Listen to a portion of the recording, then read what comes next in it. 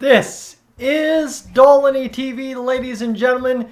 Good evening and welcome back to another edition of Edmonton Oilers Live. Hits here on Dolynny TV as we get set to broadcast this evening's hockey game between the Oilers and the San Jose Sharks. If you can let me know if you can see me, that'd be fantastic, as it looks like just a little bit of freezing on my end here. For some reason, again, here right off the hop on the live stream, but it looks like we are just about good to go. Everything regains itself. The internet a little bit more poor here as we approach the spring thaw for some reason. And we are just about up and ready to get this one underway, friends, here live between the Oilers and the Sharks. Apologies for being a little bit late tonight. That is on me, but we had just a couple of things go wrong in the back end of getting things set up today. So my apologies, but we are off and ready for today's live stream, that is for sure. So it's the Oilers, it's the Sharks, 7 o'clock.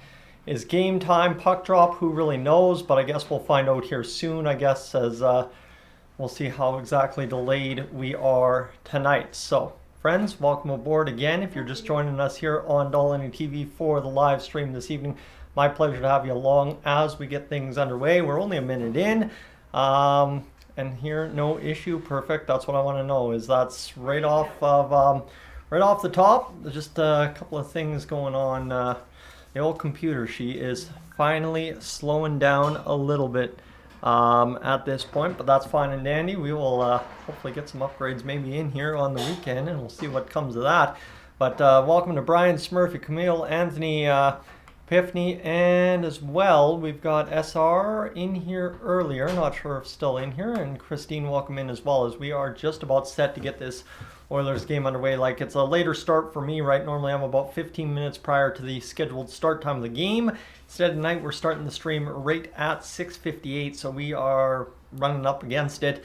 Let's see here.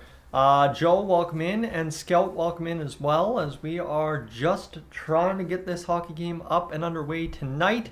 Dean, welcome in as well, as I am just excited for this one, obviously. I could go over all the scenarios for you and what it all means at the end of the day, but what it really comes down to for the Edmonton Oilers tonight is win and let everybody else figure it out, right? It's just control your own destiny as best you can. Go out there and win tonight's hockey game and don't worry about anything else. And that's really all it comes down to close out game 82 of this entire NHL season. And I just want to say a big thank you to everybody that's tuning in right now, that's been here the entire season, been here all past 5 years of me doing this thing. Is let me tell you, this is the first full NHL season I've ever gotten through.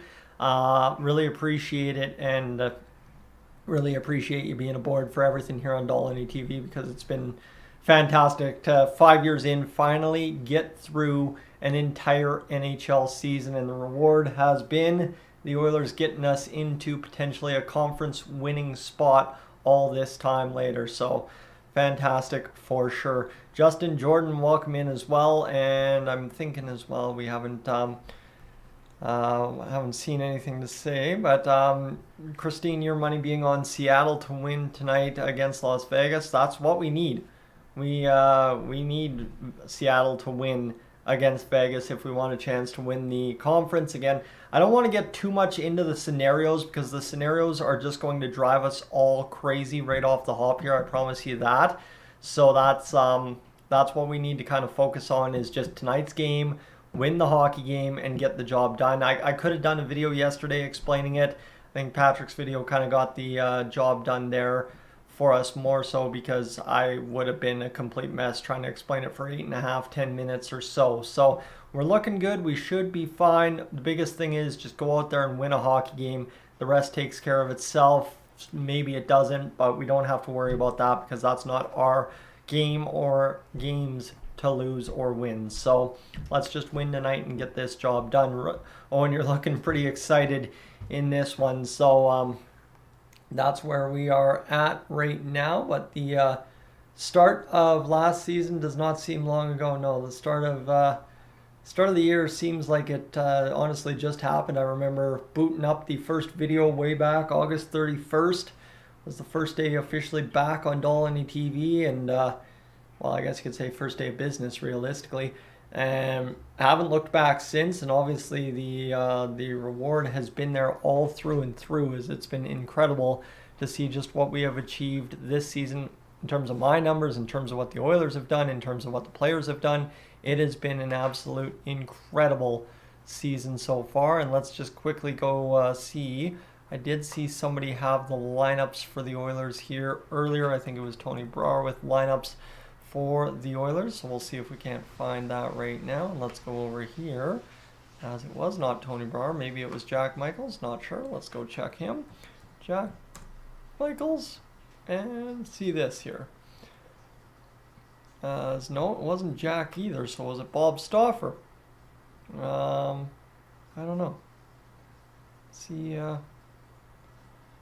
what we got going here. Sorry, pardon me. Need 1 point tonight versus Kraken to clinch first place in the Pacific Division for the Golden Knights, and need to win in any fashion and have the Vegas Golden Knights lose in regulation is the Oilers scenario. So Vegas and Seattle is at 8:30. I will be in bed tonight, so let's get this going. The lineups: RNH, McDavid, Hyman, Kane, Drysdale, Yamamoto, Costin, Bukestad, Janmark, Fogle, McLeod, Ryan. Devon Shore was in there, but don't get it done. Evan Ekholm, Bouchard, Nurse, Ceci, Kulak, Desharnais, Murray, and Broberg were the skating pairs earlier this morning. Skinner and Campbell. Skinner getting the start tonight, so that's what you need to know as best I can find it right now. Unfortunately, I should have had it, but I didn't have it, and that's my apologies there, as we'll go over here and get this rocking over. And Sean, welcome in. I do not know where you can stream the game, as I obviously do my best to stream this one legally, which is the play-by-play that I will be able to provide for you. And obviously, I don't think we've missed anything here, Peter. It would be, what, the 4th time or 5th time in Oilers history that we hit 50 wins if we do that. Secondary to that, there's a whole bunch of things on the line here for the Oilers tonight. If their power play has a good night or just doesn't get tested at all, then there is the new best power play ever in the NHL. And there is a whole bunch of things that we can set post-game tonight, but the biggest thing we want to set is a conference win tonight. That's what it really comes down to at the end of the day, is just go out there, win, hope for some losses in some key places, and go out there and get that big time banner that we're looking for entering the postseason, right? Western Conference, it'll be a nice banner to raise next year, but that's not the banner we're looking for in the postseason. We are looking for the big-time Stanley Cup playoff banner, and of course to lift Lord Stanley's mug. All right, as we get going, Tough Cuff, yeah, exactly. I think I'm echoing your sentiments there. Just back it up with the deepest run. Well, if we can get all the way to Game 7 of the Stanley Cup Final again this year, I would be pretty dang happy. I'll tell you that much. Would be fantastic if we could get that done.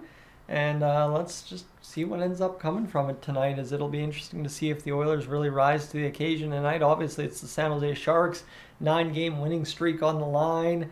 Well, if you win, and then there's just a ton of, like I said, there's just a ton of things the Oilers can do this season to really go out there and crush it. So obviously, if they get the job done tonight, it sets us up for really good success going into the playoffs. But obviously, you got to get the job done as well. So we'll see what you can do tonight. We will have, it looks like, the land acknowledgement here on Sportsnet first, and then we will get on to anthems, and then we will get on to game time tonight. It's only 7:05. We're actually going to be early tonight. That's not too bad at all. I don't mind that.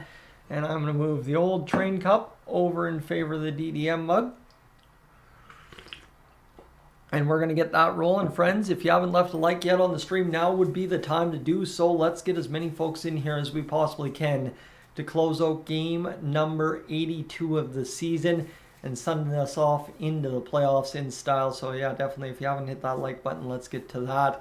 And now let's instead also get to the national anthems tonight and see what Rob Clark has for us at center ice tonight as he sings the final anthem of the regular season for the 2022-2023 season. Thank you so much again to everybody that's been along for the ride this year. It has been fantastic, and I am hoping to bring my best stuff here coming up in the NHL playoffs. I will tell you that much. It's going to be some late nights. It's going to be some tough nights But we're going to get this job done this year and really have a special run. Obviously, the nights get earlier as the playoffs get later, which is beautiful. But I've already told the ball team out there in Crossfield, the Pirates, that it just ain't happening this year early on. You guys are my commitment all early spring, summer. So just know that we're going to have a lot going on here on Dolynny TV in terms of streaming every single game of the playoffs as long as time allows here on YouTube for the playoffs. So I'm looking really forward to it. And obviously it's a big test for me. It'll be the first real playoff run I've live streamed in the 5 years that I've been doing this. Obviously 2020 counts, but I didn't end up streaming all 4 games against the Blackhawks, and I'm looking for a little bit of what would I say, revenge on the demons that got the best of me during that playoff run. So that's what I'm looking for here, is a special show in this playoffs. And obviously we're just finishing up. Anthems here between the Oilers and the San Jose Sharks, closing it out with a Pacific Division opponent to end the season. A special season it has been. Darnell Nurse on the ice for the Edmonton Oilers. Nick Bugstad, Warren Foegele on the bench. Connor McDavid's on the bench as well. We'll see how much Connor plays tonight. It looks like a pretty special anthem night, as I think they are showing off the fans pretty heavy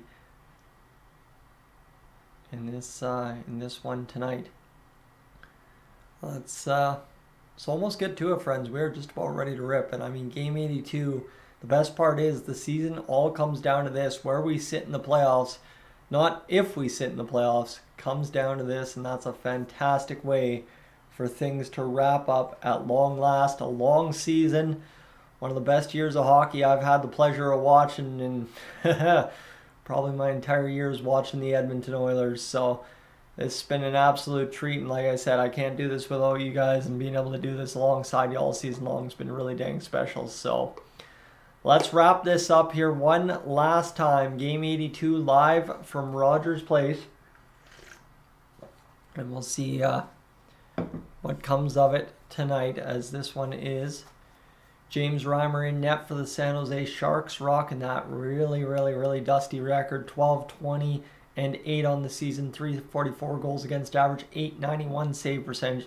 Ouch. And Stuart Skinner, 28-14 and 5 on the season. 276 goals against average, 913 save percentage.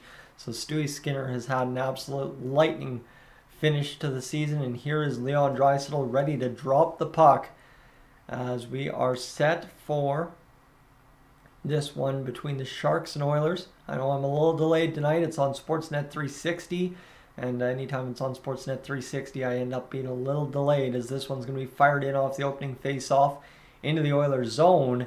And untypical of an Oilers start, it's the opposing team that ices the puck first. So the Oilers will set up for a face-off zone, or face-off in the Sharks zone. Cody Ceci back on the blue line here for the Oilers, following the birth of his child over the course of the past few weeks, or weekend, I guess. And now the Oilers will get this face-off back to the point. This one's going to be shot on towards the net, drifts to the side, goes to the far corner. Draisaitl plays it in front. Now to the near side boards, Cody Ceci activates. You like to see that. He'll trade off with Draisaitl. Draisaitl dipsy doodles through 2 Sharks and then loses the puck, and he will try and claim it back the other way. The Oilers, though, are able to do the job, and they will come back across the blue line. Here's Leon Draisaitl yet again getting to the attack.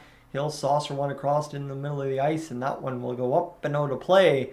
And we will have a stoppage in play yet again here early on in this first period. So the Oilers got the first chance towards the net, I guess you could say, but it was nothing of substance as it just kind of hit the side of the net. Jacob McDonald, the defenseman, playing left wing for the San Jose Sharks on the third line tonight. Okay, sure, I guess, whatever floats your boat, San Jose, as this one's going to be flipped up along the boards off the face-off. McDavid can't knock it down. The Sharks busting 3 wide. McDavid getting back, as the Sharks will see Matthias Ekholm chase it back to Bouchard. Bouchard along the near side boards in the Oilers zone, trying to battle this one free. The Sharks do. The shot fired, missed wide, goes to the far boards in the Oilers zone, and now it's tied up there where the Oilers trying to free this one up. It's in front of the Oilers bench, and the Oilers battling it out to center, picking it up on the pick by Zach Hyman. Connor McDavid, the shot, save James Reimer, and that was a wicked release from Connor McDavid, but a sequence that really just picked up steam, and it's kind of similar to those pick plays that we were seeing there earlier on in the game against the Colorado Avalanche. Hyman ties up the man, and then McDavid just starts forward, and somehow, some way, James Reimer able to deny the wicked toe drag release from Connor McDavid. James Reimer, a big save, just kind of falling on that puck. This one back. Vinny Desharnais across to his D partner Brett Kulak, played on down. Can't get it through now. Nick Bjugstad gets it down low to Warren Foegele. Foegele looking in front for Janmark, or is that Klim Kostin? Sorry, I can't tell really. I got the picture quality lessened on my TV here today to try and stay ahead of it. Billy, welcome in as we are getting Vinny Desharnais back into the neutral zone here. The Sharks will go pitch and catch in their own D zone, trying to find a lane to pass the puck out. They do, all the way down to Stuart Skinner though, and Vinny Desharnais bounces it off the boards. And this one will go up and down the length of the ice. Here's Nick Bjugstad in on James Reimer. Bjugstad just big-bodied that way into a dangerous chance, and then a circle shot there from Warren Foegele gets it going. Derek Ryan still with the puck. He'll get it over to Foegele. Foegele, who's been riding hot here in 2023, gets it back to Ceci at the point.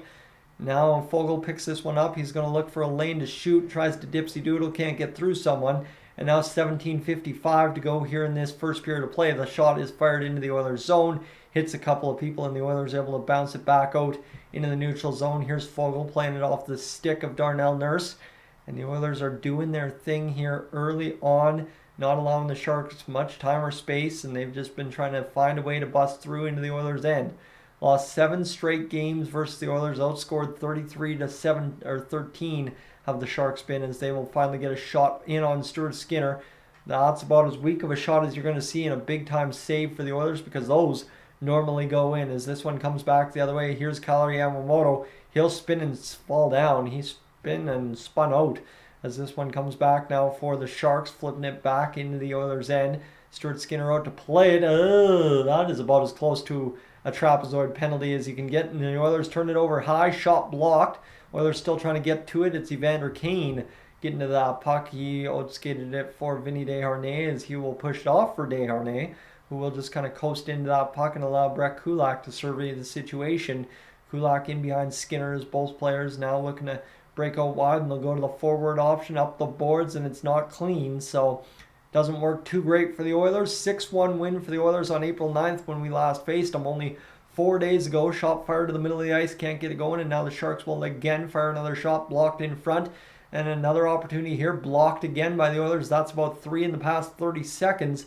Oilers cycle it around the zone to the far boards. They're able to bust it out, and here comes Connor McDavid. Cross to Evan Bouchard, the shot fired. Just about had the board bounce to McDavid for the one-time wrist, as this one will go off the blade of Zach Hyman and can't get it going, as this one will be worked back into the territory for Stuart Skinner, where he leaves it out for Matthias Ekholm, who goes ahead. Now leading over the line is Matthias Janmark. Janmark looking to direct this puck on net. He'll work to the front, poke checked in front, somehow goes in, and the Oilers take the 1-0 lead on an absolute crazy bounce. But the Oilers will take it on their third or fourth shot of the game to get that one back of the net on Fan Appreciation Night. That is a huge start to this hockey game. And the Edmonton Oilers lead 1-0 less than 5 minutes in. And that is just Matthias Janmark just fighting to stay with that puck. Fires it on net, and then it just kind of double deflects off of Karlsson and him. Goes back of the net, and who gets the final touch here? It actually goes off the leg of Matthias Janmark, unless Bjugstad poked it in last second. But Janmark gets that to go. So a big-time goal for Matthias Janmark, who I think is a guy that you got to watch going down the stretch in the playoffs. He could be a guy that, like players in Oilers playoff lore, gets going at the right time and gets very hot. He's been a guy who's scored some big goals this season, and obviously that one, for what this game means realistically against a crappy opponent, is a big one for sure. Matthias Janmark's 9th of the season.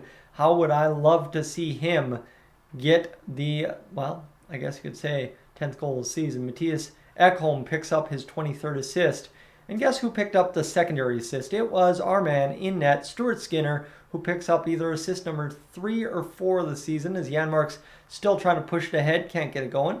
And this one will go around as it'll come back to Vinny Desharnais, who goes down low. Now Vinny will trade off here as he will circle off the boards now, looking to the middle. Shot fired, save made. Vinny Desharnais fires the shot, and that will be saved there by James Reimer. So Vinny Desharnais had a good look at that puck. 14:43 to go here in this first period of play. Stuart Skinner was, as Scout does say on the broadcast, credited with his 0th assist of the season. Yeah, that's a funny one to say for sure. So this one's worked back now as Vinny Desharnais goes chasing into the Oilers' end. He's roughed up there along the boards, and he is down in a heap. Vinny Desharnais just got boarded into the near side corner in the Oilers' zone, and he is hurt. And I don't know if the big man's just shook up. He's to a knee. That was a rough, quick play in the corner. Kind of had the near side camera angle of it, so not sure if it was a big thing. Doesn't look like he's cut anywhere. TD4's out with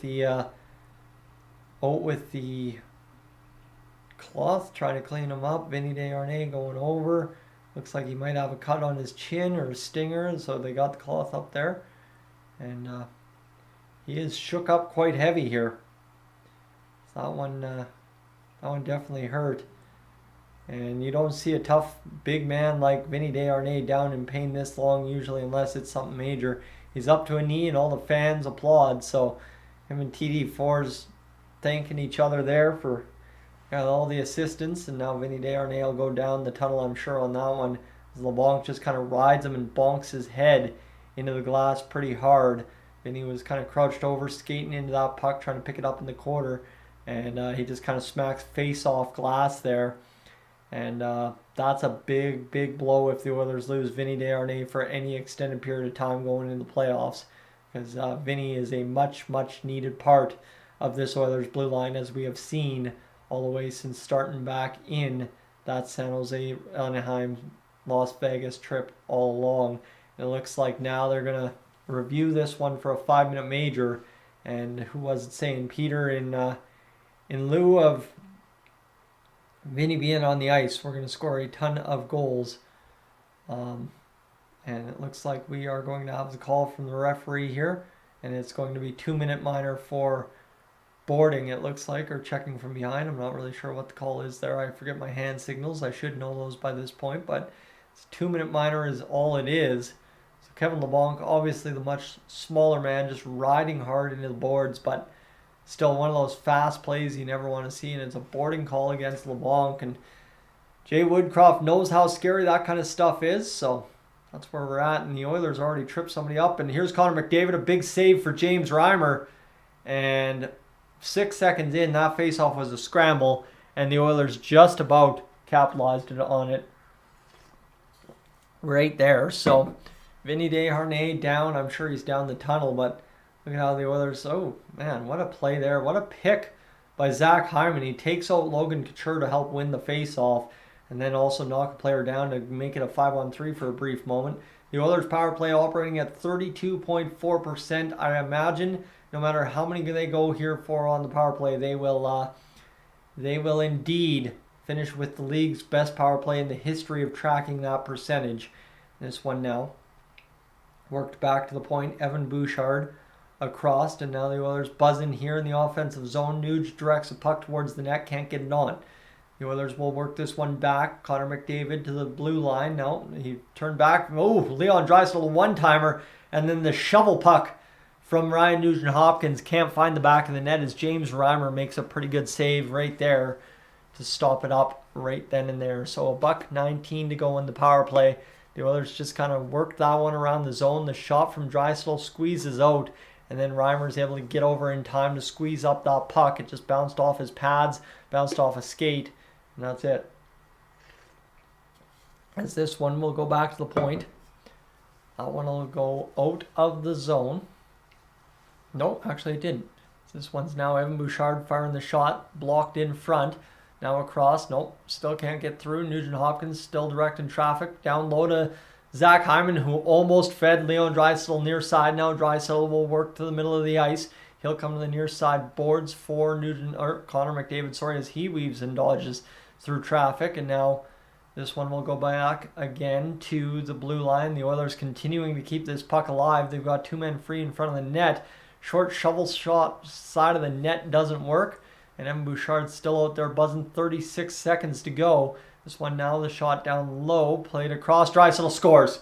Just like that, Leon Draisaitl puts it home with 31 seconds to go on the power play. And that one was a quick release there for Leon Draisaitl. What a goal and what a play there from the Oilers. That whole sequence was a big, big get for the Edmonton Oilers, as this one, Evan Bouchard, goes down low, and then it's just wheeled and dealed around the zone, and then Nugent Hopkins, perfect play. Zach Hyman a moment away from taking an interference call, and he just stopped short of the pad of James Reimer, who just couldn't get there because he heard footsteps. And the Oilers score the 2-0 goal and avenge Vinny Desharnais. So that's a huge get for the Edmonton Oilers. And that will be, I believe, if Evan Bouchard got a point on that, he gets another bonus. And now all of a sudden we've got an issue with cap next year, but we don't have to worry about that as of quite yet, as Ryan McLeod will go back behind the net. Cody Ceci down low to Kyler Yamamoto, who chips it out to the blue line, and the Oilers able to not quite clear this one. The Sharks, though, not able to do much as of yet with it. They're playing along the end boards, and the Oilers able to recollect and get it back into possession for Evander Kane, who's again unable to clear cleanly, but it tipped off the Sharks' stick, and that's really all you need to know. This one fired back the other way now. Sharks coming across the blue line. They're going to fire the shot. Save made by Stuart Skinner. And here's the thing, friends. We've had a couple of problems for the Edmonton Oilers this season on getting shots on net on time. Well, how about this? We have 11 in the first 10 minutes, friends. And 89th power play goal. Yes, sir. That is absolutely insane. And of course, I'm not listening with audio, so I'm not fully able to pay attention to everything that's going on in the broadcast that would remind me going in the heat of the moment. And Julie, who made the goals? Well, it was Draisaitl, and so far for the Oilers, a big goal from Matthias Janmark. That was who kicked us off tonight, and then Leon Draisaitl scores on the power play after Vinny Desharnais gets boarded.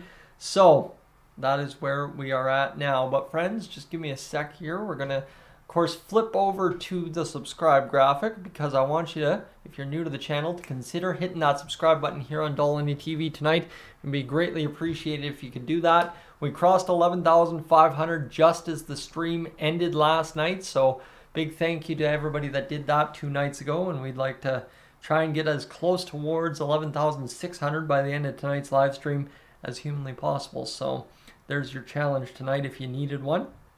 And I'm just going to write out here that we are already at 23.35 hours streamed. We almost have an hour streamed for every minute I've been live so far. That is absolutely crazy.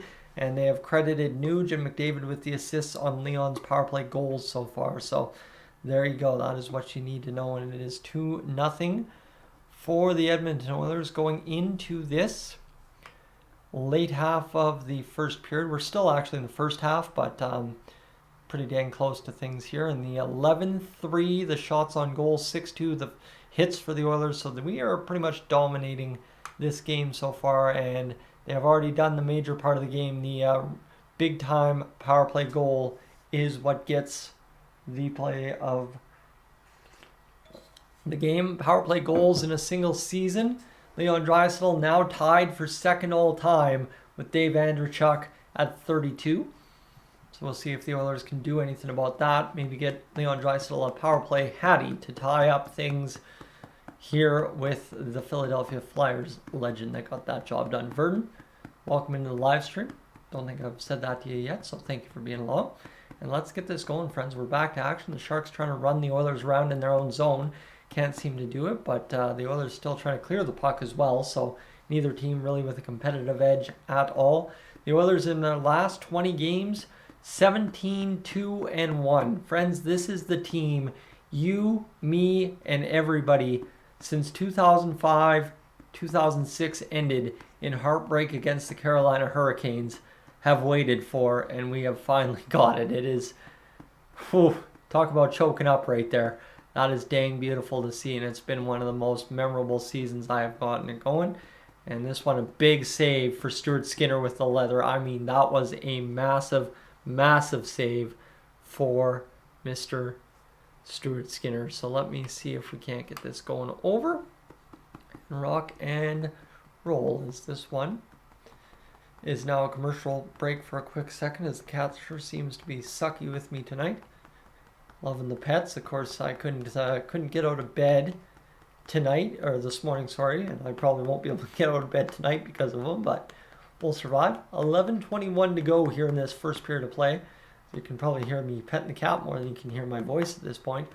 But 11:15 to go here in the first period of play, and obviously the Oilers looking to break out of their own zone. The Sharks catching up in shots. Here's Hurdle at the point. The one-timer from the point goes wide of the net. And the Oilers still unable to cut it off. And here we go. That is finally the Sharks running the Oilers around a little bit. But the Oilers back the other way. Point pass there. Misses Derek Ryan. Dakota, welcome in. And I'm going to knock down the cat here as my hand is literally buzzing from hitting him that many times. It's probably not a good thing. 10:45 to go here in this first period of play, as the Oilers continue to try and do something to make this a 3-0 lead. Back behind the net, Evander Kane plays it off to the Sharks defense, trying to get it out in front for Leon Draisaitl. Couldn't get the job done. And this one will be fired towards the net. Shot fired off the side of the net. Whew.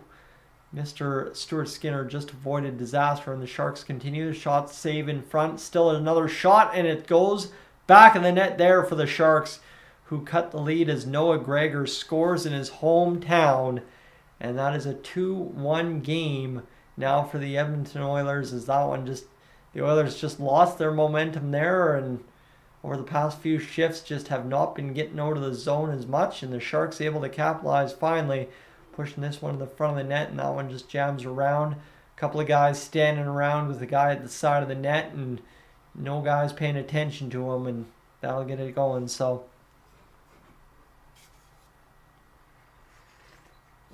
that is where it's at. And Julie, I turned around the Pugliarvi jersey. Figured I'd quiet everybody about that. And obviously still, it's a beautiful jersey to have up there. So I know who's on the back. I know why he's on the back. And that's all that matters to me. But 2-1, I don't think we have much to worry about. Obviously, Stuart Skinner rocking about an .875 save percentage so far this game. It'll only get better, I'm sure, as time goes on. The Oilers obviously needingly so need this game, but at the same rate it is game 82. Your playoff position is pretty comfortable. You have home ice. So if the Sharks want to make it a matter of life or death to get those 2 points, are you really going to go out there and fight them for it? I don't know. Do you want to play the Winnipeg Jets that bad? I don't know if you do. Like I said, I'm scared of the Winnipeg Jets, traumatized from what happened in 2021. That's just me. Here's the Sharks back the other way. The one-timer gets broken up by the Oilers getting back into the play. Connor McDavid with a great back check, but then an immediate turnover. Sharks fired on to Stuart Skinner. The save made. 9:17 to go here in this first period of play, as the Oilers continue to work this puck up. Now it'll go into the middle of the ice as the Janmark will play it. Outstretched pass for Nick Bjugstad as he cuts the man off behind the net. Just about had it though. And the San Jose Sharks will get it going from behind their own net out of the zone. Back into the middle of the ice, and here's a chance now for the Oilers to clear this one back. This one worked now into the Sharks' end. Game number 3 of a 3-game road trip this to end the season for the Sharks. And that will result in an icing call here for the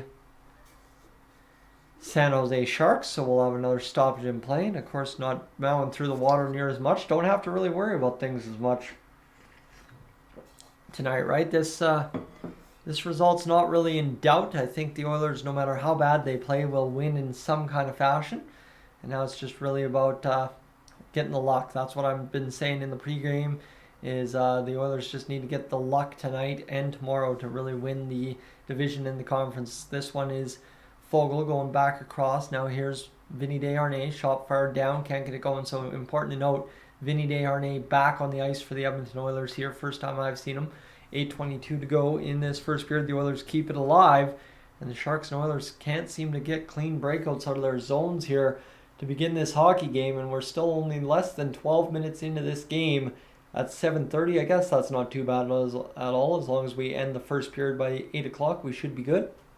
And Flipper Do, welcome in as well, as we are off to commercial break yet again. So I'll send you one of these, and we will once again ask you, if you're new to the channel, friends, and you'd be so kind to consider hitting that subscribe button here on Dolynny TV, that would be greatly appreciated. It's been a long journey this season, one that saw me start about 3,000 less subscribers than we currently are at now at the start of the year. So that's some pretty fantastic growth, considering in a combined 3-4 years prior, I had gone up maybe about 1,500. So we've doubled the whole total over the course of those years. That is pretty incredible if you ask me. So we'll see what ends up coming from that playoff run, because I think we can add some big time numbers to that entire thing. So yes, Epiphany, did I have a BioSteel today? No, I did not have a BioSteel today. I thought about grabbing one from the gas station on my way through Tim's, but ended up needing that little bit of sugar today, so chose that instead. I'm trying to clamp down on the sugar, but today was a sugar cheat day, and back to it tomorrow. Stoney, welcome in as well. And Francois, if the Oilers win tonight, do they finish first in the division? Depends what Vegas and the Kraken do later tonight. They start at 8:30, so we'll see what comes of that game a little bit later. And Hockey, welcome in as well, as we are just buzzing through this commercial break. Looks like we're just about ready to get back to action. So to update you on the watch time one more time as we get going, there's the new baby for Cece, new baby Cece. As we'll go here, 7:75. Sorry, there's the picture of Cody in the hospital room and gown and everything. We are up to 32 hours watched on the stream, so we are off and running. Patrick, welcome in as well, as this one will be worked out by the Oilers, but it'll be an offside at the line, so that will knock it down for the Oilers here for the time being, with 8:09 to go in this first period. 11-8 the shots on goal for the Oilers. Like I said, we were dominating at one point. 11-2 was the number it was earlier, so the Sharks have clawed back into this game, not just by scoring a goal, but in the shot department as well. Leon Draisaitl wins a pretty easy-looking face-off. This one will be fired back into the Sharks' end, and as the Oilers get to the dump-in first, kind of chess match there to figure out who was going to move that puck first. And the Sharks do indeed break away and start on their own zone, but it's batted into the Oilers' end. Kind of a weird play as it hops off the referee. Leon Draisaitl's taken down. He's back to his skates almost immediately. Sharks, though, cut it off at the blue line. Draisaitl skating around a little bit as Cece battles this one off to Darnell Nurse, and the Oilers will be able to get it back to the blue line before it's cut off by the Sharks. And this one not working here at L, as that's a nice save for Stuart Skinner. Oilers now able to escape, get it going the other way, as Evander Kane was kind of floating around the blue line, waiting to go off for a line change. Cece, as he will also head off for a line change, flips it into the far side corner in the Sharks zone. They play it right in front of the net. Dangerous play, but the Sharks were the first ones to it. And this one will be flipped length the ice down in the Oilers' end, picked up by Matthias Ekholm, who I occasionally still think is Devon Shore wearing number 14. Sharks back the other way, and oh my goodness, end-to-end action here. Nothing really solid happening, and that was a big save for Stuart Skinner on Noah Gregor once again. And this one will be played by the Sharks as the puck is just whipping around out here. This puck is moving. This one's going all the way around, and this one goes around, and Ekholm will try and battle this one off the boards free to Bouchard. It hit his skates, and now the Sharks have it still. Back to the... Nope, not back to the point, as it goes up off of somebody and out of play. As that is where we are at. So this one here, shot save made. And that one will go back to the point here for the Sharks on that Noah Gregor chance. And this one now, 6:42 to go here in this first period of play. 2-1. As Big Bullets, welcome back. As we will have a face-off here, but Nick Bugstad will be kicked out. 14-game point streak third longest in club history for the Edmonton Oilers. As Bjugstad will see the shot fired off the face-off. Stuart Skinner, I assume, made the save. This one will now be worked by Bjugstad, somebody wearing a number up the ice, and that will be an icing call there against the Oilers. So this first period running back and forth and slow as slow can be. But the Oilers did start out hot, scoring a 2-1 lead here with 6:30 to go in this first period of play. As we are approaching that 5-minute watch time marker, friends, if you haven't had a chance yet to leave a like on the stream, I would greatly appreciate that. We are 2 away from 30. So if we average 30 a period and then get a couple in the intermissions, we could definitely hit that 100 mark again tonight. As the Oilers see this one circled in behind the net, the Sharks will go to the far side and work it out down the middle of the ice to the near side now. The Sharks cross the Oilers' blue line, working in behind the net, trying to get things going around to the far side boards. The Oilers come up with the puck, and this one worked now by Kulak up the length of the ice. That's going to break free Matthias Janmark, who almost gets the turnover off of James Reimer. Couldn't get it done, and now this one worked by the Sharks. Back the other way, the shot fire blocked in front. Rebound goes off of an Oilers skate in front, so now it's worked to the boards, and the Oilers able to pick it up and fire it into the middle of the ice. Yeah, man, that was Ryan McLeod almost breaking free, but couldn't get it going. With 5:42 to go, the Sharks are one shot away from coming back and getting the last 9 straight shots. It looks like on this chance they might, as that's a big-time staple job by Cody Ceci. Shot from the middle, blocked in front there. Derek Ryan now comes away with it and exits the zone for the Oilers. Skating across is Ryan McLeod down low into the Sharks zone. 5:22 to go here in this first period of play. Cody Ceci fires the shot. This one goes in behind. Sharks get it going, and this one continues to battle. McLeod somehow spins and fires it into the slot, and now the Oilers might have just taken a tripping call here, as Foegele appears to have just given up on life skating in, and he's still not back into the play. And there's Foegele finally coming back to touch up this puck, and he is pretty upset with himself on that one, I will tell you that much.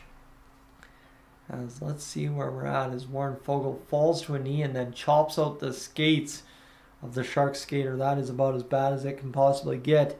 And Terry, you just finished with the Leafs game. I'd like to know how that one finished up, so let's go check that out here, as I need to see what the scoreboard is shaping up to look like right now.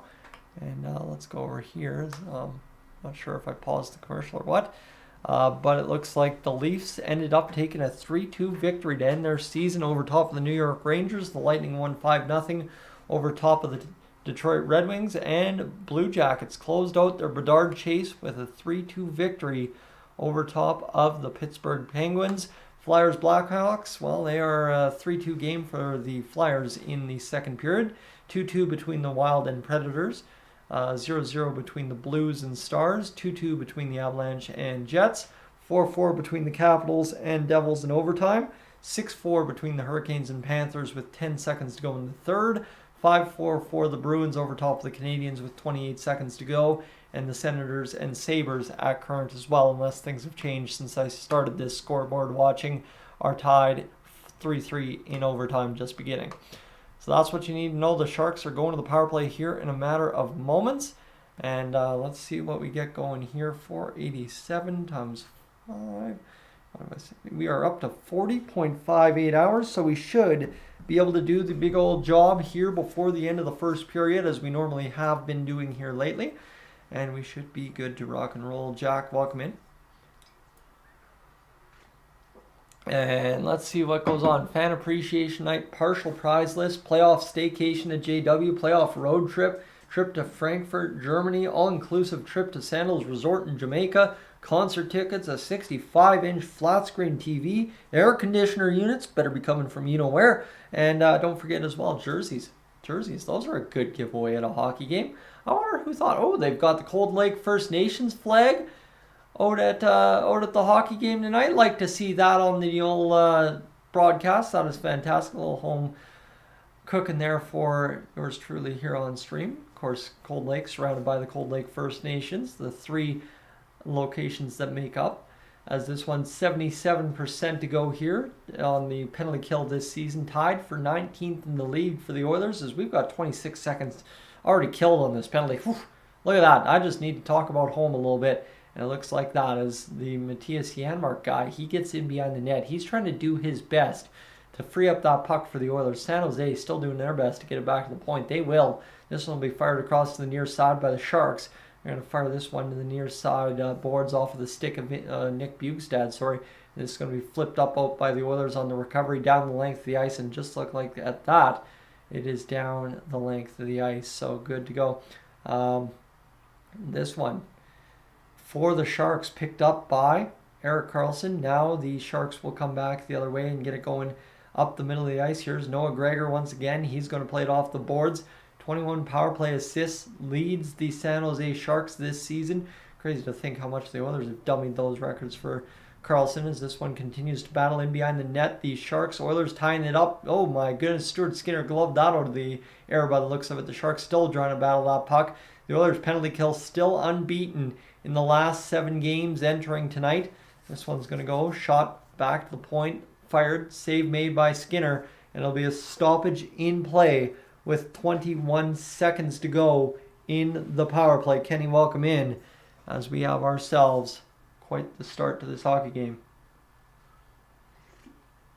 Let's look at this. This is just a mad scramble, and actually that was never gloved down by Skinner. It was actually batted away by Cody Ceci, thankfully, so we'll take that as well. We were good to go, as this one will be a face-off to Stuart Skinner's right. 21 seconds remain in this power play, by the way, if I haven't told you 3-4 times in that stoppage of play. This one's going to be flipped to the near side boards. Doesn't go out of play for the Sharks, who would have liked one more face-off in the zone. Instead, the Oilers will clear it down the length of the ice, and that will do it here for their power play, unless somehow, some way, in the next 4 seconds, with only 3 to skate it into the zone. Oh, no, it expired. Never mind. I was not necessary to go there, and thankfully I didn't, because Sharks didn't have all the time in the world, and that is where we're at. As we will definitely not, we will not restart my device at 7:58. That would not be fantastic. That would not be good if the computer randomly shut off for a restart at 7:58. That would kind of kill the live stream tonight, as the Sharks will flip it down the length of the ice. 2:29 to go here in this first period of play. 2-1 the score for the Oilers over top the Sharks. 14-12. The Sharks now lead the shot department, though. So that's where it is right now, as this one's going to be Clean Costin firing it up off the boards. This one worked in behind with Kulak going there. Looks like the Oilers have drawn a penalty on the Sharks. Nope, the Oilers have taken another penalty. And that kind of sucks, because we would like to finish this period penalty free, but we'll just keep taking penalties and hopefully rocking and rolling and killing them, because we've been on a hot streak the last 8 games. We have successfully killed every penalty we have faced in the last 8 games, if you include Game 8 as tonight. As Kulak takes the hold. Oh, Kulak, what are you doing, buddy?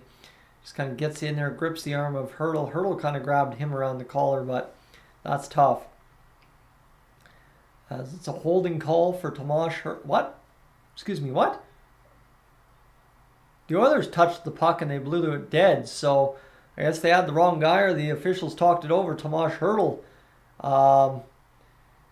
Tomas Hurdle takes the penalty. The Oilers are on the power play. Evan Bouchard's out there trying to do his thing now and pick up a bonus. You know he's counting on it, so he'd like to get it done, as the Oilers will feed it across. They'll set up the first look for Connor McDavid, you know that much. As this shot comes down, a save made on the block shot. This one goes back across. Can't feed it over to Leon Draisaitl, as Connor McDavid with $1:30 to go on the power play. Draisaitl down low. Can't get it past the Sharks defenseman. Cleared out at the blue line. And down the ice it goes. $1:28 to go here in this first period of play. 1:18 to go in the power play, as the Oilers will wheel and deal this one from out behind their own zone. Connor McDavid speeds into the boards. He bounces. He comes back to the point. Leon Draisaitl cuts it off there. Now down low to Connor McDavid. Draisaitl takes his spot. McDavid's looking to feed him. Back to McDavid. Can't get it in front was Draisaitl. And now McDavid's trying his best to feed Drysdale. He wanted that one-time quick rip job, and that one was not coming for Leon Drysdale, unfortunately, as the Sharks were able to slap it down the length of the ice and clear the puck once again. There is about a 7-second difference between the power play and the time on the clock in the first period, so things could still get hairy for the Oilers once they finish the power play with 30 seconds to go here. And let's see here.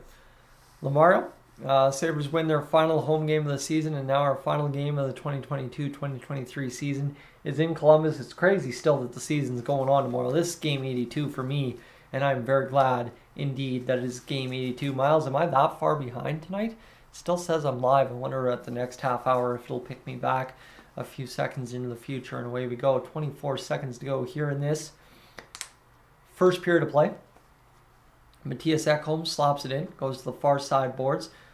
McLeod directs it in front, nothing happening there. This one's going to go length of the ice for a clear. Nathan welcome in as Darnell Nurse picks this up in the Oilers zone. That is going to be about it for the Edmonton Oilers here in this first period, as long as they don't turn over the puck at the blue line. They didn't, as they dump it into the Sharks zone. Finito completo in the first period. We head to the intermission. The shots 14-13 for the San Jose Sharks. The lead, though, 2-1 for the Edmonton Oilers. So, obviously, Stuart Skinner doing his thing here. Sorry, I got to get the mustache groomed here tomorrow, as we're going to get the playoff beard going into shape here in a matter of moments starting tomorrow. But you just look at this here. 13 out of 14 for Stuart Skinner. Turns out to be 928, 929. So that's not bad at all. And we finish off that first period with a grand total of up over, as I said we would, 50 hours watched. Friends, if you're new to Dolynny TV, welcome in. I'm Tyson. This is Dolynny TV. I appreciate you being along for the ride so far this game. Been a good one so far. I'm hoping you enjoy, as this is the last regular season game before the playoffs. So that is why I'm asking you to do this tonight, as I have been over the course of the past few weeks. Hit that subscribe button if you want to stay tuned here on Dolynny TV for more playoff action. I would love to have you aboard for the NHL playoffs here on Dolynny TV this year. So make sure to do that. With that, I'm going to leave you on the scoreboard. I'm going to run upstairs, grab a bathroom break, grab some more water, maybe grab an Oreo, and get back to it here in a matter of moments. But here's the thing. This new mic, right? You don't see the headset if you're returning and haven't been here for a few days. Well, let me do that.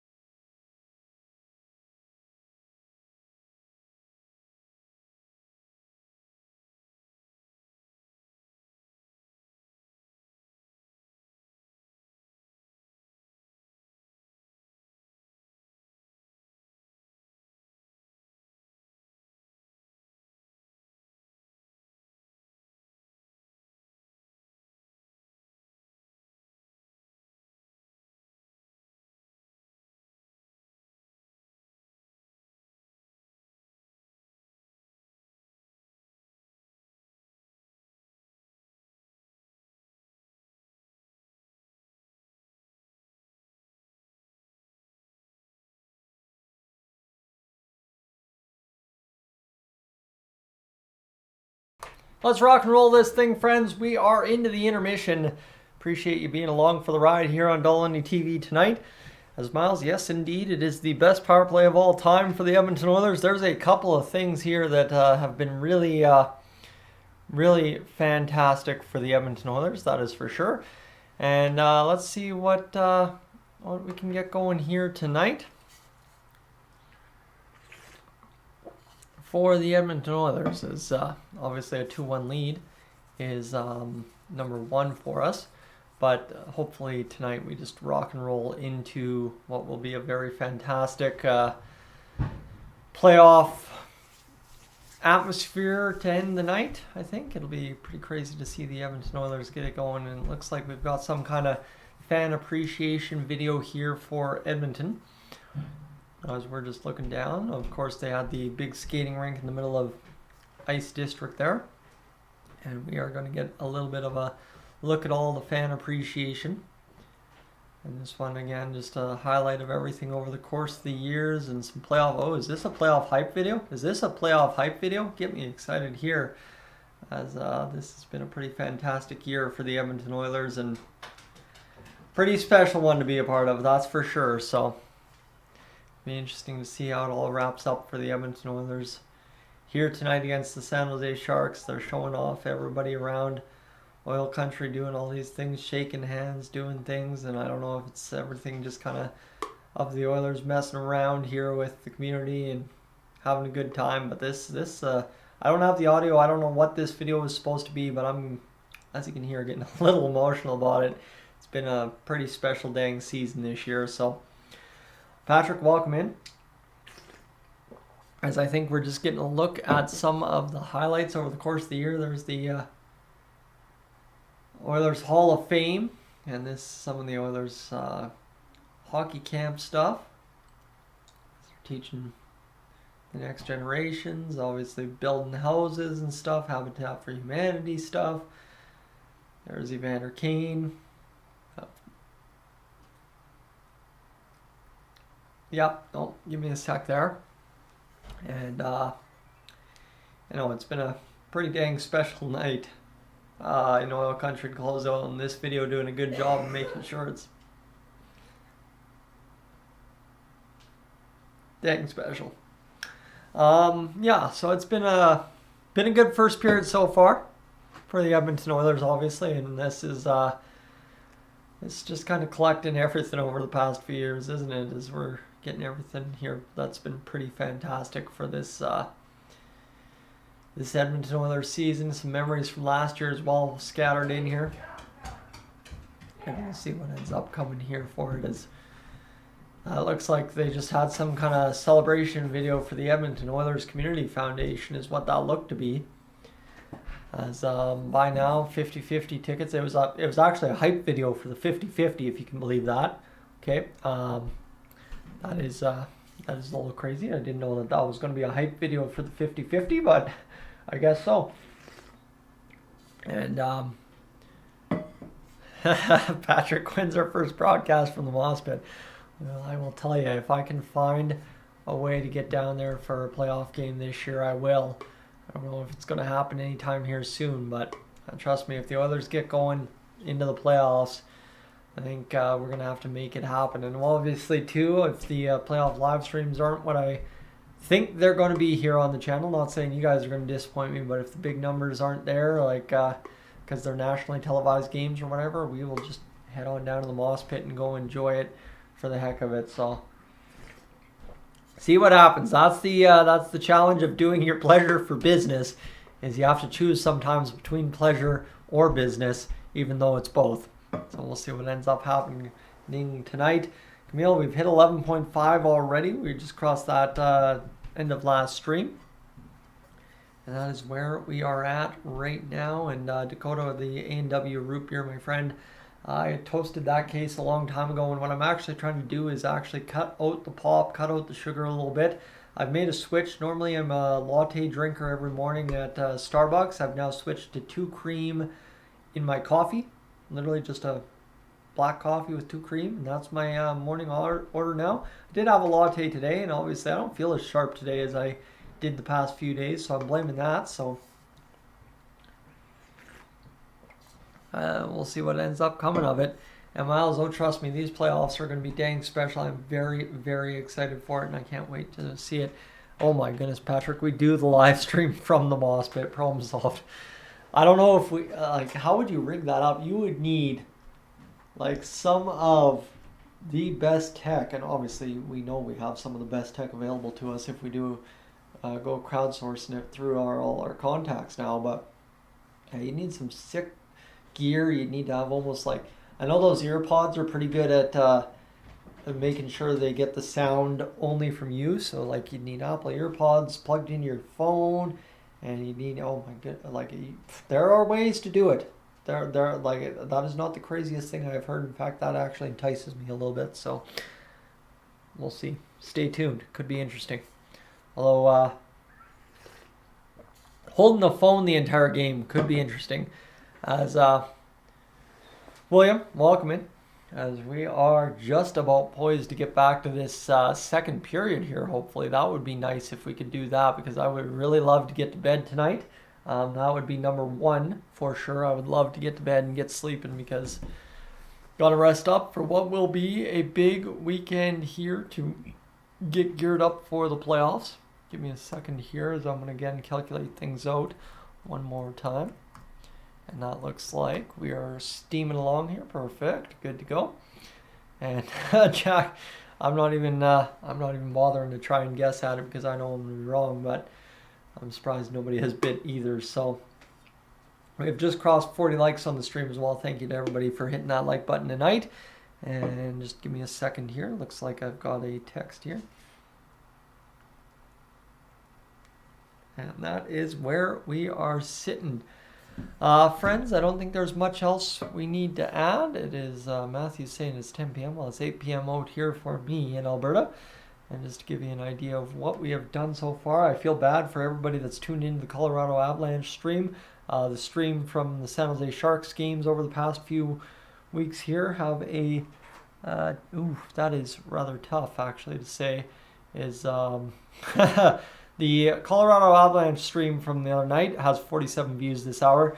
The last Sharks stream has 26 views, and the stream before that has 14. So a pretty rough go for anyone that's looking for that. Actually, all three Sharks streams this season prior have views this hour. Hey, look at me tagging and titling like a boss. Look at me go. Impressive.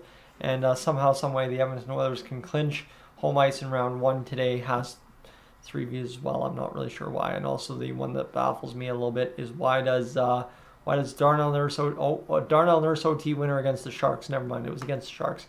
That makes sense. There we go. Should have known. Hello to you as well, Austin, as we're rocking here tonight. And Jack, I would say Strathcona County.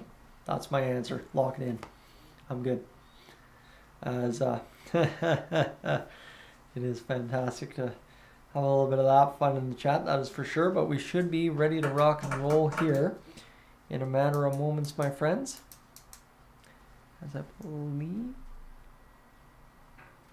we are just about ready to get underway for this second period of play. Let me just fix something here.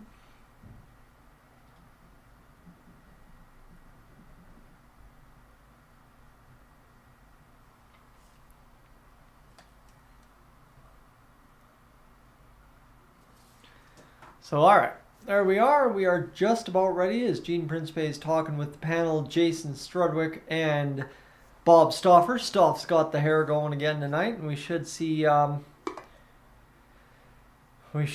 Bob Stauffer feature pretty heavily in the playoffs as well, which is huge, hopefully, and we'll see what happens.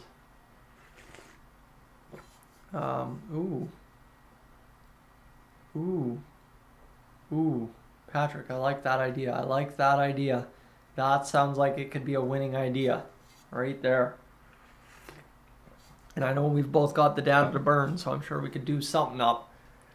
As this one is going to be a huge chance now for the Oilers to just close out the season and then get us there. That's the big thing. We just need to get there.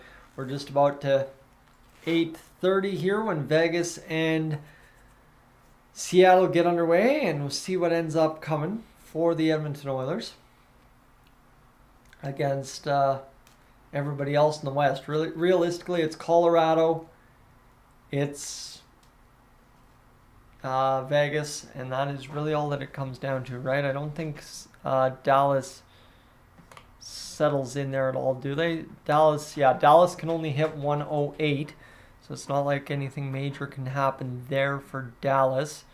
But for the Oilers, it is 109, and for Vegas, it is 109 as to how it all shakes out there. So we'll see what ends up happening for us tonight.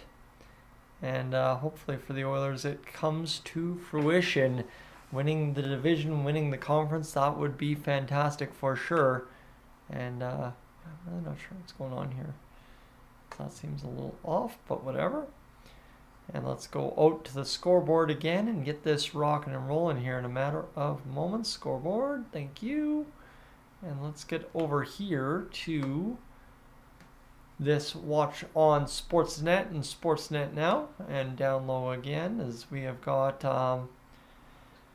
what do we got? We've got 14-13 the shots for the San Jose Sharks. The goals after one period of play, Matthias Janmark's 9th from Matthias Ekholm's 23rd assist. And Stuart Skinner's 2nd assist of the season. Leon Draisaitl then scored goal number 52 of the season from Ryan Nugent-Hopkins and Connor McDavid. Connor McDavid's 89th assist of the year. So there is a chance he hits 90 tonight.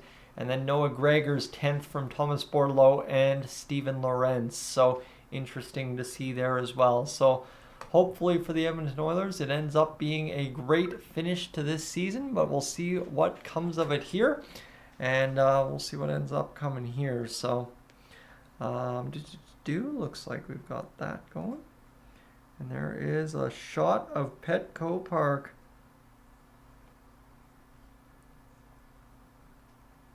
That is a beauty.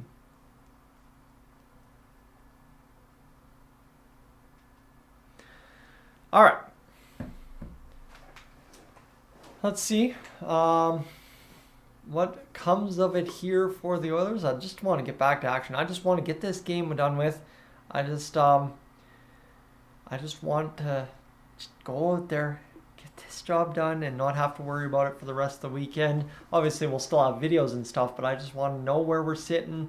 I just want to go into tomorrow being able to say this is how it all shakes out, and not have to worry about a single dang thing. I think, like I said, Colorado can still have a say, and they play tomorrow, but it is what it is, and we won't worry about it too much.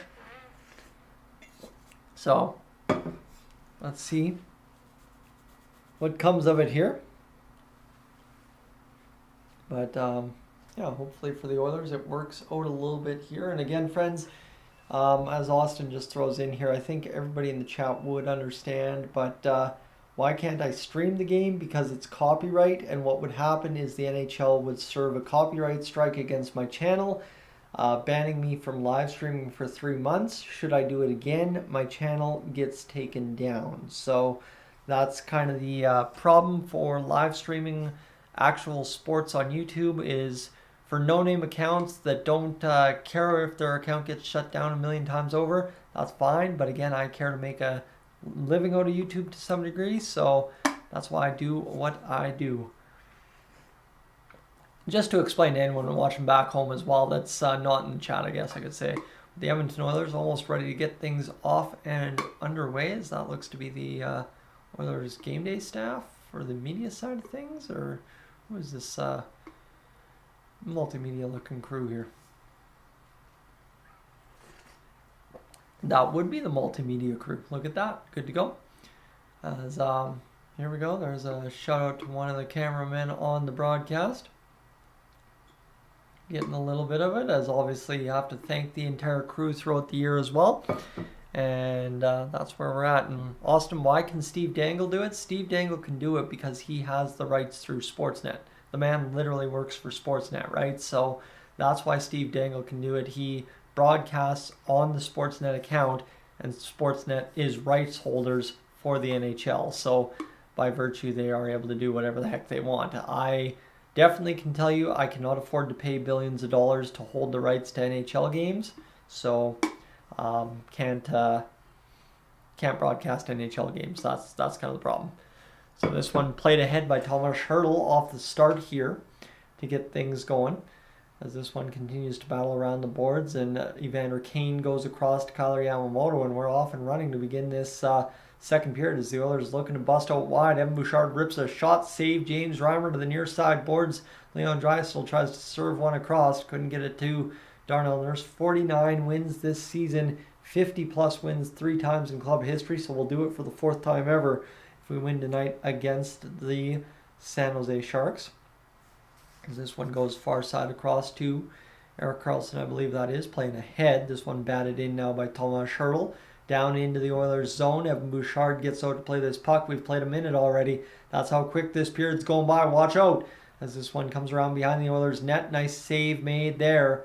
And this one's going to be fired back into the middle of the ice. The Sharks with the puck. They're rolling around, trying to make a pass to make a break into the Oilers' end. They do. The one-time shot queued up and missed.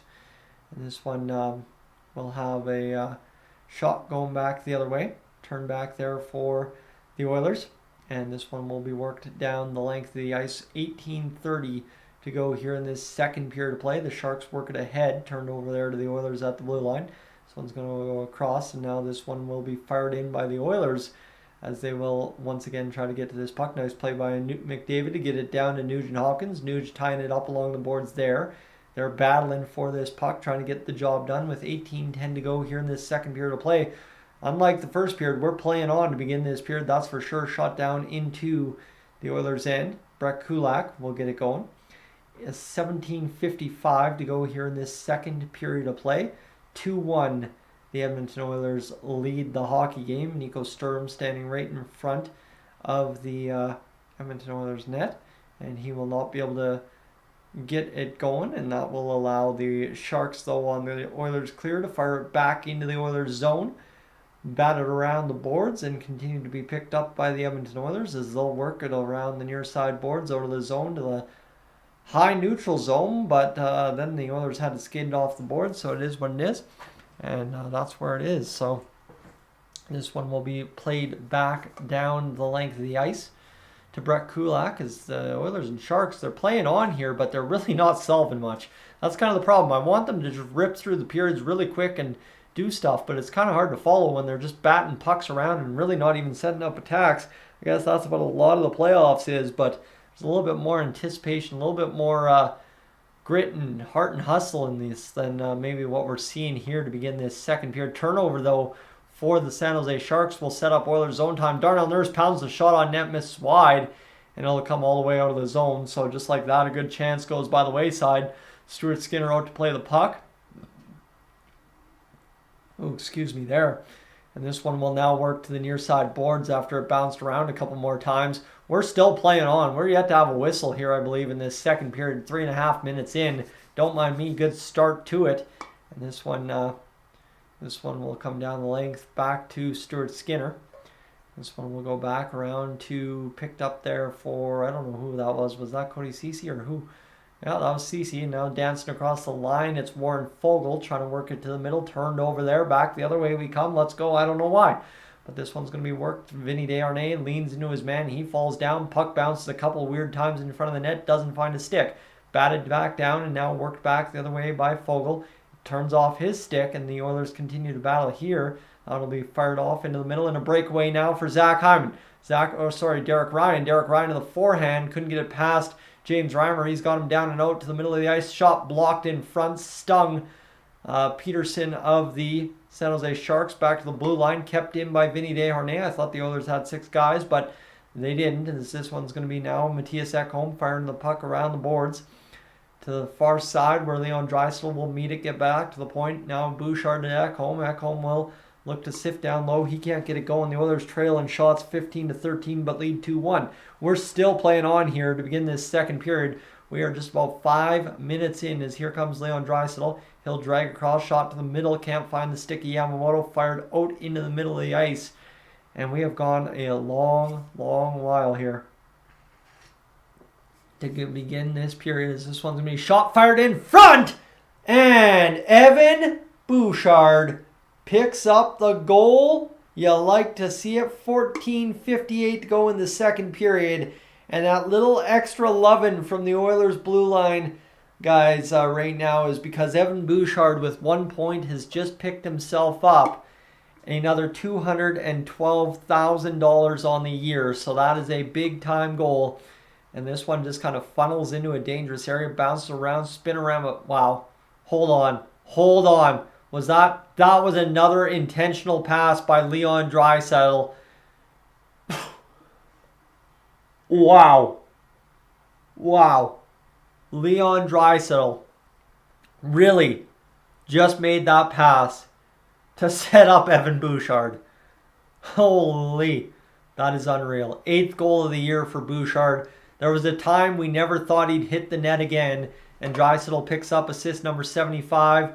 Yamamoto picks up assist number 15, and Stuart Skinner makes a save right off the following sequence. So it takes all that time to get it going, but the Oilers get it rocking, and that's fantastic that we're up 3-1. And Alvin, how many Yeti mugs do I own? Well, I will tell you 1, 2, 3, 4, 5, 6. I think the answer is 6. I've got 3 from my work and then 2 from my sister's work. So either 5 or 6 if there's another one randomly kicking around the cupboards, because I think there is. This one batted around to the near side boards, picked up there by the Edmonton Oilers, dragged off, shot fired, save made by Reimer. McDavid fires another one in front. Oof, that one skirts through the crease, can't get it going. And this one will go back to the point, as this will be Darnell Nurse looking to work this down. Work now by Zach Hyman, who will drag again to the front of the net. Can't do it. They're again continuing, trying to do anything they can't. And here come the Sharks back the other way. They're trying to work it into the offensive zone. Darnell Nurse just more or less falls on his guy to free up the puck. Cody Ceci out to play it. And we already have 13:33 to go here in this second period of play, as the Oilers will start back the other way. Get it going in the offensive zone. It's Bukestad against Reimer, and now Carlson out to play it, as he is able to help clear the puck. And first career overtime goal for Bouchard was last night. Save made by Skinner with the puck coming back the other way. And this one continues to get going here for the Oilers in the defensive zone, as they're battling and really doing that playoff intensity thing. Not half bad against a bottom feeder team. Sharks, not many answers here. Save, block, it was block in front. And now starting the other way is Matthias Janmark again. He's already got a goal tonight. He'll drop it off to Clean Costin. Costin will come across to Matthias Ekholm. Ekholm plays it back to Bouchard, who fires the shot down. Bukestad trying to wrist it in front on the backhand, can't do it.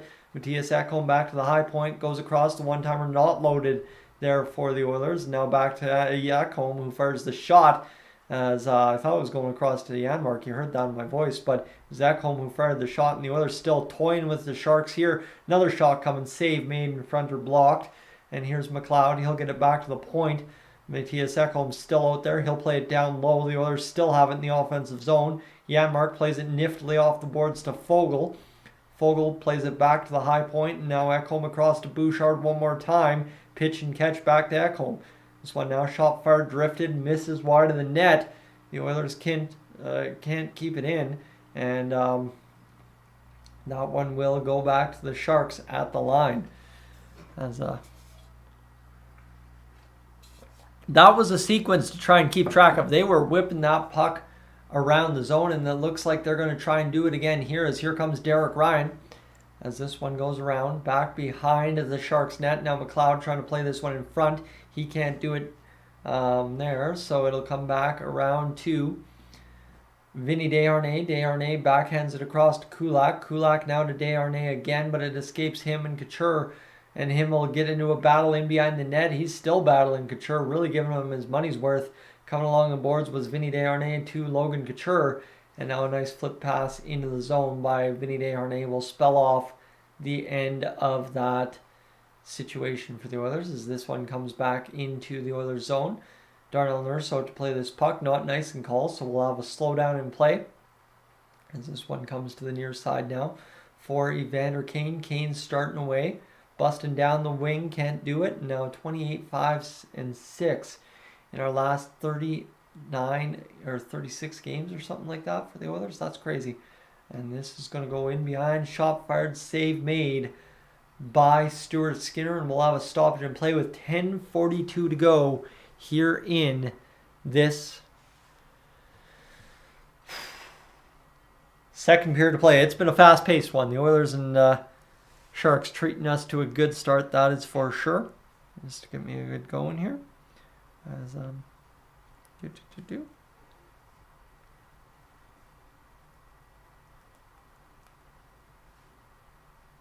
we are looking good to start things off, that is for sure. And hopefully we get things rolling here for the Oilers in a matter of a few moments to get it to 4-1. That'd be nice. Scotty, welcome in. As I'm going to take a second to relax. That was a lot going on there until we got a commercial break. As we are close to things for sure. And let's see what else we got going here. Anything? Oh my goodness, I don't know what I'm missing. I'm trying to sit here and just take a break for a quick second and letting my squirrel brain go. But definitely, friends, if you haven't hit that subscribe button yet and you've been in the live stream this whole time, I'm telling you, you got to do it. I want you here for the playoffs. Okay, there's nothing more that I want right now than a big playoff live streams. I'm talking, we've seen here over the course of the past few weeks, we've seen 200, 400, 300 in some live streams. I want to see, by puck drop in game one, I want to see about 275 people in here. So I want it to be absolutely nuts. So hopefully we can get that going, and that would be fantastic. And of course, if you're subscribed, you get the notifications right away. So that would be fantastic. And it's second period. Yes, Austin, it is second period, about 10:42 to go here in this one. So we're just about home in this period. But just to give you an update again, guys, as we approach the end of the second period, we're at 83 hours watched on the live stream so far. So don't mind me. We are really close to getting it done tonight already. 100 hours is just 17 hours away. And we're realistically only 82 minutes into the live stream. That is pretty crazy to me. This one, face off one back to Evan Bouchard, who has a goal tonight, the third one of the game.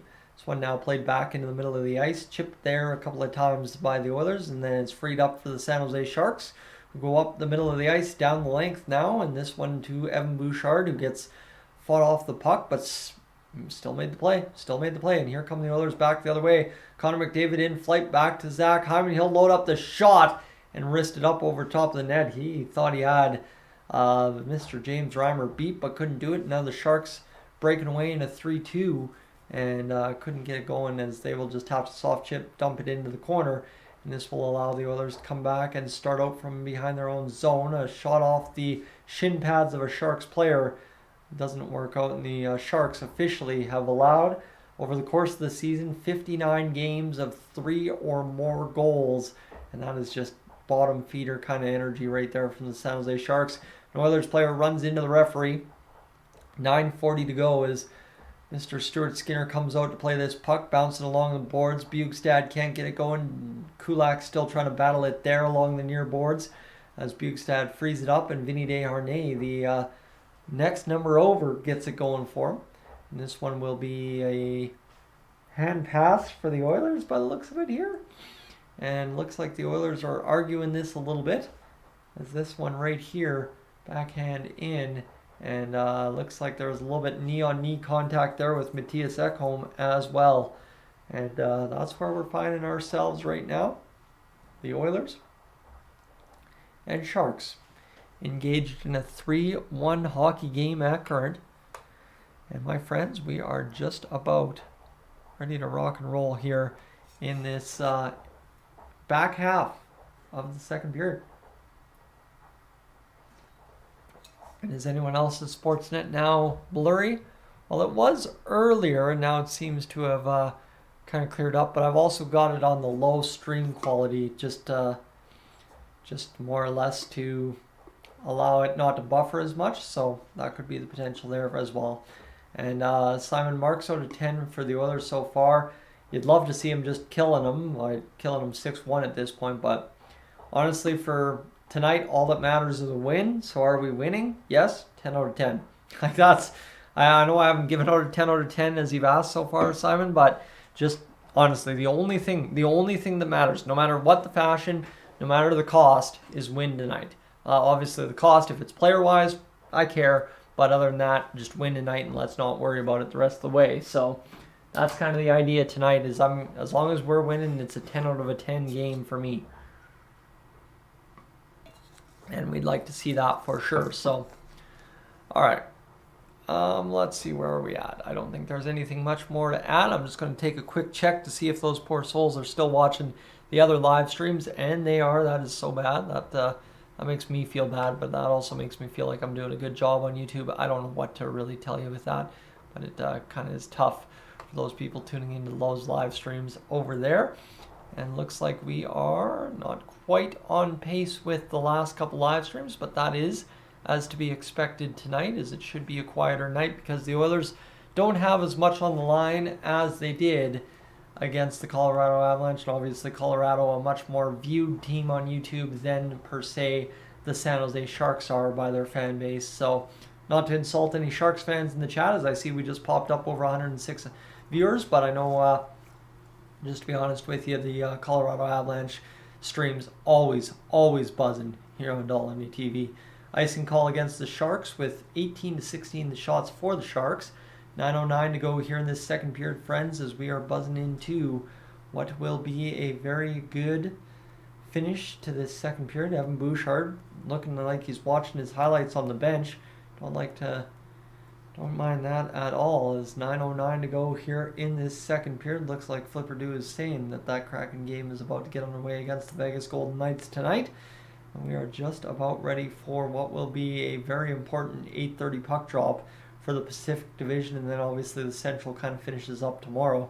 But the Oilers battling here as Derek Ryan continues to get that puck high to the zone, but the Sharks able to pick it up. This one will come back the other way. This one coming back as the Oilers will try and get this one going for the Oilers, as it'll be back to the middle of the ice. Can't get it going, and now the Sharks will come back the other way. LeBlanc looking to maybe get lit out, man. Man, Vinny Desharnais was lining him up. I will not kid you. Vinny Desharnais was looking to hit him like a truck, as this one played to the front of the net. Warren Fogle couldn't get it going. Back across now. Darnell Nurse will fire a shot. It's blocked in front again. Flipped out there by the San Jose Sharks. And this one continues to try and just find a situation where it'll be played regularly by one team in an offensive zone. Kind of in that kind of period. The Oilers get a sustained couple of zone pressure opportunities, and obviously they've scored a goal based on it, but this one comes back the other way. Again, turned back by the Kraken. 2-on-1 developing. The Oilers, what a nice play by Evander Kane not to take a penalty there. Shot fired wide. Oh no, Evander Kane did take a penalty there. Never mind. Where is it? Scott, we need you. Scott. Evander Kane took a stupid penalty, as the Oilers are on a delayed penalty right now. The Sharks have the empty net. Sharks doing their thing. This one will go back to the point and continue to just be worked around. The Sharks yet to get a shot here. They're looking like they're just trying to kill the clock. They could just not let the Oilers touch the puck the rest of the game. We could just finish this one 3-1 and call it a day. But that one will be fired up out of play off the goaltender Stuart Skinner. Shot now for the Sharks, trying to load up here as this one continues to battle in front. Bounced around a couple times, and Evander Kane will finally touch that puck. And yes, Stoney, if the Oilers land in first, not in the division, but in the conference, they will play the Winnipeg Jets. So the rematch from 2021. So that's where we're at. Is it could be a very interesting first round matchup no matter what. You're maybe playing the Kraken, maybe rematching the Kings, or playing the Winnipeg Jets. There's three possible teams here. And I thought that was a really nice play by Evander Kane that went uncalled. But you know, nowadays that is a penalty, so I should have known better. Patricia, good evening. Wish I could for you, but unfortunately I can't. And Ryan, while the Pens playoffs chances are gone, hope we can rebuild the team. Well, I'm wishing you all the best in the rebuild. Obviously, success is earned in a rebuild, and obviously there's been some teams that are doing it right, some teams that are doing it wrong, and I hope the Pittsburgh Penguins do it right. Let me tell you that much. And Jack, you're saying Dallas for Edmonton Western Final. I would hope for the Oilers that they just go out there and face whoever in the Western Final. I'm more worried about facing Boston in the Cup Final. I think the Oilers can run the West. Honestly, I think the Oilers can run the West no matter who we face, no matter when. I think we can absolutely run the West. It's just a matter of going on and winning the Cup final against Boston, because that is going to be one heck of a series when we get there. All right, here we go. Dallas is a good team, yeah. Sure, but the Oilers are better. I'm not sleeping on Dallas. I just know the Oilers are better. That's all I really got to say. Is this one comes back down into the near side zone. Erik Karlsson will pick it up after the timeout for the San Jose Sharks. That's why we had all that time to chat. Hurdle leads the San Jose Sharks in power play goals with 6. That seems absolutely nutty, but it's a true stat. I'm not lying to you. Shot fired, save made by Skinner. Shot again, fired up over top of the glove of Skinner. The Sharks now up to 20 shots, so that means Stuart Skinner's at a 95 save percentage. A good night to be Stuart Skinner. And this one's going to be back to the San Jose Sharks' possession on the near side board. Logan Couture back to the point. Far side dot now. Shot fired across. Looking for Couture. He picks it off the board bounce. Now back to Karlsson. $1:12 to go here in this power play. The shot fired there. Save made by Stuart Skinner. This one's going to come back and go down the length of the ice where Erik Karlsson will play it ahead. This one bounces around a couple of times, and this one will be bounced off the near side. And the penalty kill for the Oilers, 76.2% at home, tied for 25th. That is troublesome, but that means that our penalty kill on the road's been pretty good. And here's a breakaway now for Mattias Janmark. Janmark in on net, scores! 5-hole backhand. What a beauty for Mattias Janmark, as he absolutely puts it away. And whoever found him with that pass, that was gorgeous. That was insane for the Edmonton Oilers. As that one goes down the length of the ice, Mattias Janmark was free. And that's a good find there by Derek Ryan, who beats a couple of Sharks defenders. And was that actually backhand 5-hole? It looks like it was, as he beats James Reimer. What a beauty of a goal there for Janmark. Cold finish too. Just skates it to the backhand, stuffs, and then goes into the corner and doesn't even really celebrate until he gets with the teammates. 10th goal this season. I told you I wanted to see it. Well, how about that? That is awesome to see for Mattias Janmark to get back into things here. 30 seconds to go as the Oilers will see the Sharks skate around, and now up to 4-1. Jack and Scout and everybody that was hoping for that 5-1 score, let's make it happen right away like you were saying, because now 18 shorthanded goals for the Edmonton Oilers this season, most in the NHL. If you would have told me 3 years ago the Oilers would lead the NHL in shorthanded goals in my lifetime, I would have told you were cranked. And, well, this is the Edmonton Oilers with 18 shorthanded goals, leading the NHL in shorthanded goals. This one played down the length of the ice. Now a breakaway for Evander Kane is stopped last second, and the San Jose Sharks will come back the other way. And I'm telling you, this has been a fast second period. We're at 8:29. This second period didn't get underway until past 8 o'clock. So that's how fast it's gone. But 4:56 to go here in this second period, friends. We're up over 108 viewers. Thank you so much for everybody tuning in. Just saw we hit 50 likes on the stream, so that's fantastic. Leon Draisaitl just clubbed up on a one-time opportunity on a dying puck. Coming back the other way, it's the San Jose Sharks. And now this is the situation. You just want to bleed the clock, get one more goal this period, and call it a 5-1 after 2. And then the Oilers can go out there and do this. And you know what? Here's the thing. The last catastrophic meltdown for the Oilers was that game against the Toronto Maple Leafs way back when, just past the trade deadline. Seems crazy to think about, but the Edmonton Oilers have been this good that long. And 4:15 to go in this second period. Soak it in, friends. I mean, you will not see another regular season game out of this season the rest of the way home. So soak it in. Enjoy the heck out of what we have left here in this second and third period upcoming. And just make sure you appreciate everything this Edmonton Oilers team has done this season, because it has been a dang great year for this Edmonton Oilers team. Unreal. It's been crazy so far this season. Friends, a quick commercial break for you and a quick throw of the ads. Well, if you're new to the channel, I'd like you to hit that subscribe button here on Dolynny TV. As you know, I want you here for the playoffs, so if you'd be so kind to consider hitting that button, that'd be greatly appreciated on my end. And with that, let's get back to the chat here quickly, as Drift welcome in and Johnny welcome in as well, As yes, we are approaching the 50 win mark this season, just about there. Just need to get this one under the belt here against the San Jose Sharks, and then that will do it for us the rest of the way home this season. So we are at game 82 of 82 this year, just about done. And yeah, no, I got to sit here and just marvel at it because it's been a season. I think this is the most games I've ever streamed in a season, to be honest. And we've had a ton of fun doing it, that's for sure. Corey, welcome in as well. Excuse me, I just have built up gas here. As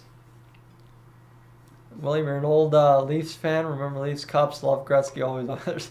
Hey, William, I appreciate it either way. Honestly, I think some of the best Oilers fans are Leafs fans at heart. I don't know why. It's something suffering in the fan base and success in the fan base at the same time. I think that's just how it all works together. As that is where it is at. But Scout, your Wi-Fi stopped working just as Edmonton scored their fourth goal. Yeah, that's bound to happen. It'll happen time to time. I mean, my computer legitimately tried to restart in the middle of the live stream, so thankfully I stopped it. But Matthias Janmark working on 2 shots and 2 goals this game so far, 4:04 in this second period remaining. The Sharks go to dump it in and then just rip it off a guy's knee in front. Not an Oilers player, thankfully. And that's where we're at, is this one's going to be bounced ahead, worked by the Sharks across, and they're going to fire the shot. Doesn't ever make its way through because the Oilers keep blocking shots in front, which has been fantastic. And we'll see if it comes back the other way for the Oilers. Bjugstad looking to make the play. He'll chip it into the middle of the dot there, and now Kulak plays it down low. Comes all the way to Janmark, who's working for the hat trick on 3 shots, don't mind me. And this one's going to go back to the point. This one will work around. The Oilers still ducking and dodging there as it'll be fired by Bjugstad across the near side. Kulak works around. And 3:19 to go here in this second period. And oh boy, the Oilers just took a bad penalty right there. That one tough to watch.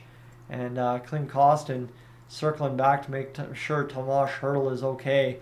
That was a very, very tough one for him to see right there. 3:11 to go in this second period. The Oilers will once again head to the penalty kill.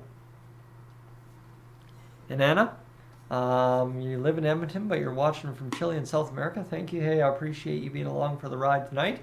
Most points in a season since 05-06. It's Connor McDavid in first, Kucherov in second, and Leon Draisaitl in third with 127. 2 more points for Draisaitl, and he could help overtake Nikita Kucherov in the same season Connor McDavid did such. 0 for 2 are the Sharks on the penalty kill tonight, or power play tonight, sorry, as they lead the shot department 22-17. And this one, we'll see what happens. This one goes fired around the boards to the near side. 3:07 to go here in this second period of play. Down the length of the ice to James Reimer with $1:50 to go in the power play, as this one worked out from in behind the net. Oilers and Sharks still going to the near side as it'll be trying to transition through the middle now.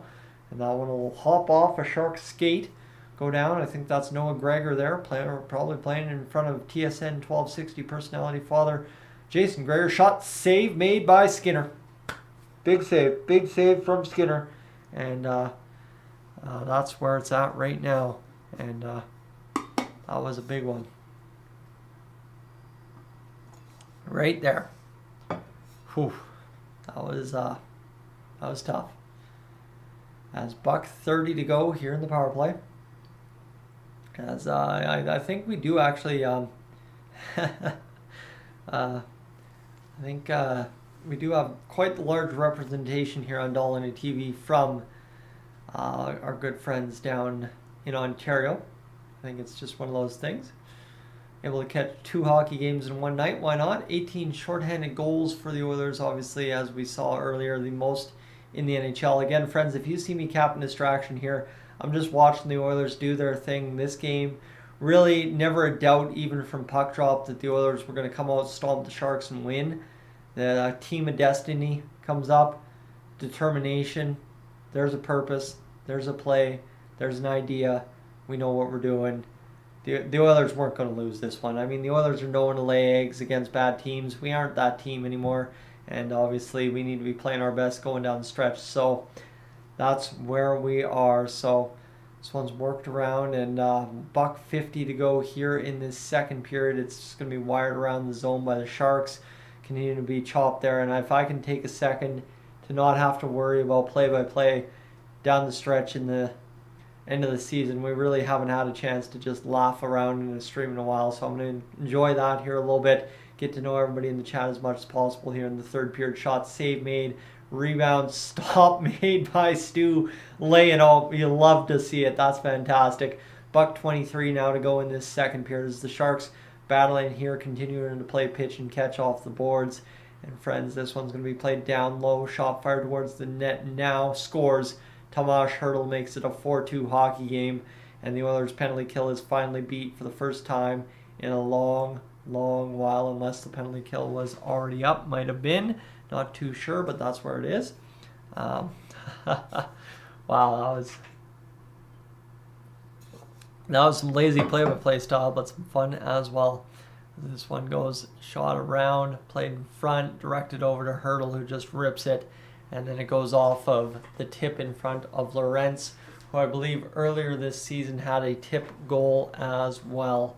So that's what you need to know. 1:11 to go. And we'll see what comes from this face-off at center ice. But you guys are playing that Where's Everybody From game tonight. I love seeing it. That's one of my favorite games to play, just to kind of see where we're all from. Obviously, down here in southern Alberta myself, about half an hour outside of Calgary in the northeast Farman section there. And Steven Lorentz, his 10th goal of the season. Tomas Hertl's 41st point. And yeah, it's absolutely fantastic. So 5-9-1 left on the scoreboard here. 4-2 the score for the Oilers. Face off at center ice. Sorry, it took me a moment here. And this one will be shot back as I've got a mustache hair going up my nose again. That's going to be irritating in the third period if I don't take care of it upstairs. So if I'm a few minutes late, you know why. But we'll fire away and get it done. That's 52.3 left here in this second period. And yeah, that thing is just bugging me. That's irritating. And we're going to have another face-off at center ice. I don't know what keeps happening to this puck. I'm really not paying attention anymore. I know the Oilers are going to win. I know we're only up by 2 now, but here comes Ryan McLeod trying to turn and burn. Can't do it. 45 seconds to go. And this one is going to go off the boards into the end of the Sharks zone.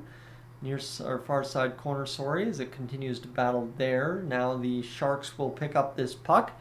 And this one will continue to go into the Oilers' end. Back the other way. Just easy. Nothing of substance happening here as of yet. Oilers need to get it going into the offensive zone for one last chance, if I'm being a preferable guy for the Oilers. But 12 seconds to go, and that will pretty much do it for the San Jose Sharks here. That'll wrap it up. They're going to get into the zone. Matthias Ekholm's going to deny the entry last second. They'll bat it back in one more time, and that's going to do it for the Edmonton Oilers here in this second period of play, friends. I'm Tyson, this is Dolynny TV. Thank you for being along for the ride here.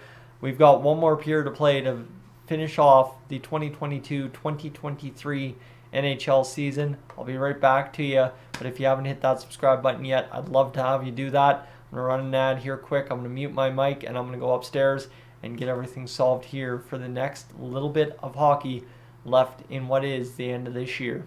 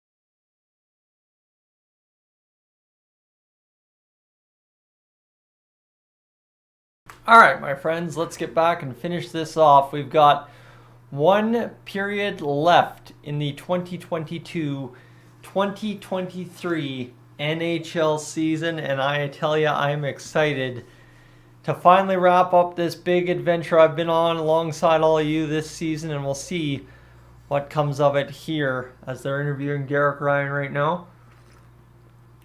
Be a sad day, obviously, when Gene Principe hangs up the mic, that is for sure.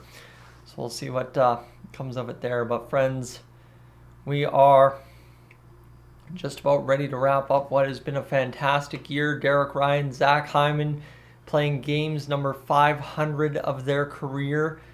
And that's definitely a big time milestone, that is for sure, in the careers of those players. And they had his family on the bench here pre-game, did they? And that's where we're at. And it looks like you're all talking about Ontario's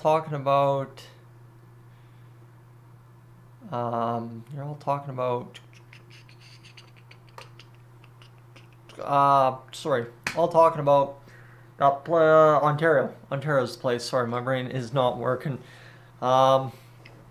And Jane, you're from Tabor, Alberta. Well, there we go. Again, friends, if I haven't formally asked, you'd be so kind and excited to throw in where you're tuning in from tonight. I guess we can do that to wrap up this whole live stream, last intermission of the regular season. Throw in where you're going to, and let me know what's going on. And of course, if you're traveling anywhere interesting or going anywhere this off season, let me know that too as well, because I always love to know what your travel plans are. That's an interesting kind of little add to the wrinkle of the where you're from game we could play. But yeah, Tabor, Alberta, not too far away from where I'm at. That's just a little bit south. I've been down that way many a times, obviously covering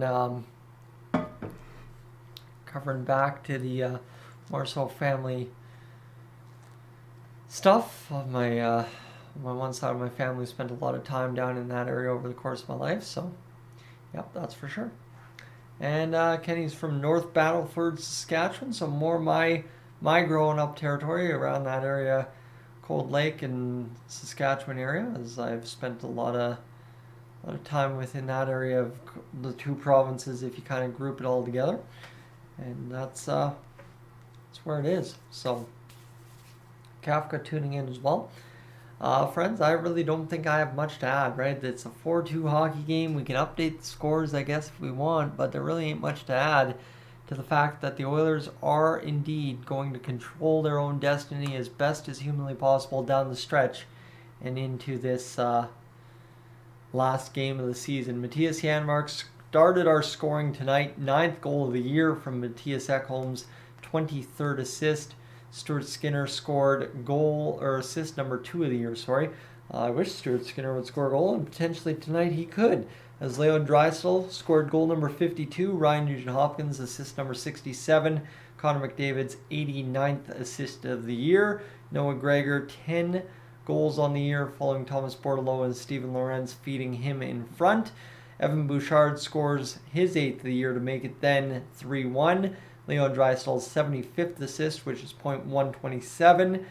Kyler Yamamoto gets assist number 15, so Yamamoto ends up finishing with a half-decent year. Matthias Janmark's 10th goal from Derek Ryan's 7th assist made it 4-1, and then Steven Lorentz, who's having a 2-point night, picks up a goal, and Thomas Hertl and Jacob Peterson pick up the assist, and Peterson again picks up another point. He's been on a streak in his NHL start, and obviously, too, he picks up another point against the Edmonton Oilers here over the past week.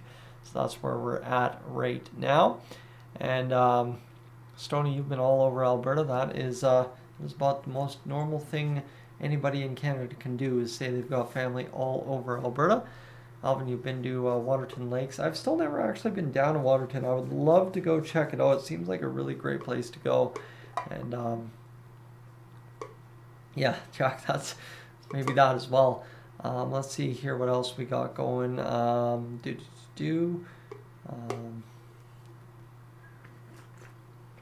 Anything else to really add? I don't think there is. Toronto at -10 feels like -30 in Calgary. Yeah, that's something I've heard. I have not heard. Never experienced it in real life, and I never want to go to Toronto in the winter. That place sounds horrible in the winter. You know where's horrible in the winter? Winnipeg. You know where I've never been? Winnipeg. You know how I know Winnipeg sucks in the winter? I've seen Facebook posts. We've got about 10 minutes to kill before this intermission is up and done, my friends. So we are just going to see song lyrics in the chat and obviously just coast and coast. There really isn't much to add to this one. We've beat up on the Sharks a couple of times now over the past few weeks. And realistically here too, the San Jose Sharks suck. The Oilers are a good team. The Oilers are a cup favorite. The Oilers are going to win the cup in my mind. So like celebrating a victory against the Sharks in game 82, it doesn't really tickle my fancy much. So we're not going to worry about it too much as Warren Fogle gets it going. We will do the live stream post game and then upload the video later, and that's where we're just kind of post game notes. If you want to stay tuned and watch the post game so you don't have to watch the video upload a few minutes later, that you can do. I would greatly appreciate that. That just realistically increases the watch time on the post game as well. So that's where we're at, and obviously, hey, now it's W tonight. I like how that all plays together there with your name, but yeah, it's a big time chance for the Oilers to win tonight, and looks like they are indeed going to do that. One last check here, as I know we're well over the 100 hours on the stream, but we're just going to try and figure out what we need to try and hit that 200-hour mark at current. We are just over that mark, so we are just about closing in on 135 hours on the stream. So we're just we are just about there. And Alvin, where was I in 06 when the Oilers had their great stream? I was in grade 4, living in Cold Lake, Alberta, and enjoying the heck out of being a hockey fan, that's for sure. Didn't get to stay up and watch a lot of the games because they were late nights, and I will tell you, to this day, I still struggle if I stay up too late, but Mom and Dad were very conscious of that growing up and made sure I got sent to bed much earlier. And I feel like I got grounded a lot during those playoffs. I don't know if I was necessarily even that bad of a kid, or it was just more of a story of Mom and Dad didn't want to have to deal with me staying up and being a terrible child the next day. So preemptive, I guess you could call that strike. And I'm sure my mom would argue to the otherwise, but that's of course why she's mom. But can I get some guests for the intermission, Eric? Well, we'll see if Patrick is indeed free during the intermissions upcoming in the playoffs. But fortunately, I don't have that many friends, right? I guess to say that many friends that want to come on camera. We'll see as the playoffs expand into the rest of the year if some of the more behind-the-scenes Dolynny TV friends want to come out and be on stream. I'm sure we can figure that out. And I could send out some feelers, that's for sure. And Alvin, no, I was never a military brat. Unfortunately, I was more of those guys that if you know anything about Cold Lake, you're either oil field or military is generally the purpose. I was Cold Lake, born and raised, and family roots in Cold Lake. You'll often see me wearing on my left chest here when I'm doing the videos during the day when I come home from work. My work shirts are Grand Center Hotel shirts that I had redone in 2021. That was the family business for longer than I've been alive and longer than even the generation before me's been alive. So the Grand Center Hotel is kind of why I ended up in Cold Lake, I guess you could say, and that's why that's kind of what my purpose in Cold Lake was for a lot of years. So that's how I was there, why I was there, and that's what I got to grow up around, and it was absolutely fantastic. For anyone in the chat, and I would, man, it sucks. We've got 92 people watching back home, and unfortunately, I know not all 92 of you are in the chat right now, and I know I'm talking to somebody somewhere out there when I'm bringing up the Grand Center Hotel on the live stream tonight. But yeah, you know what? If you are listening back home and you know a little bit about the Grand Center Hotel from back in the day, hey, I do want to say thank you for putting food on my table over the course of the years, because that's greatly appreciated. It was a fun ride while it lasted, and I could only wish it lasted forever, because that was a special dang place in my heart, and I'll always, I carry it right over my heart every single day when I'm at work wearing a work shirt. So yeah, thank you.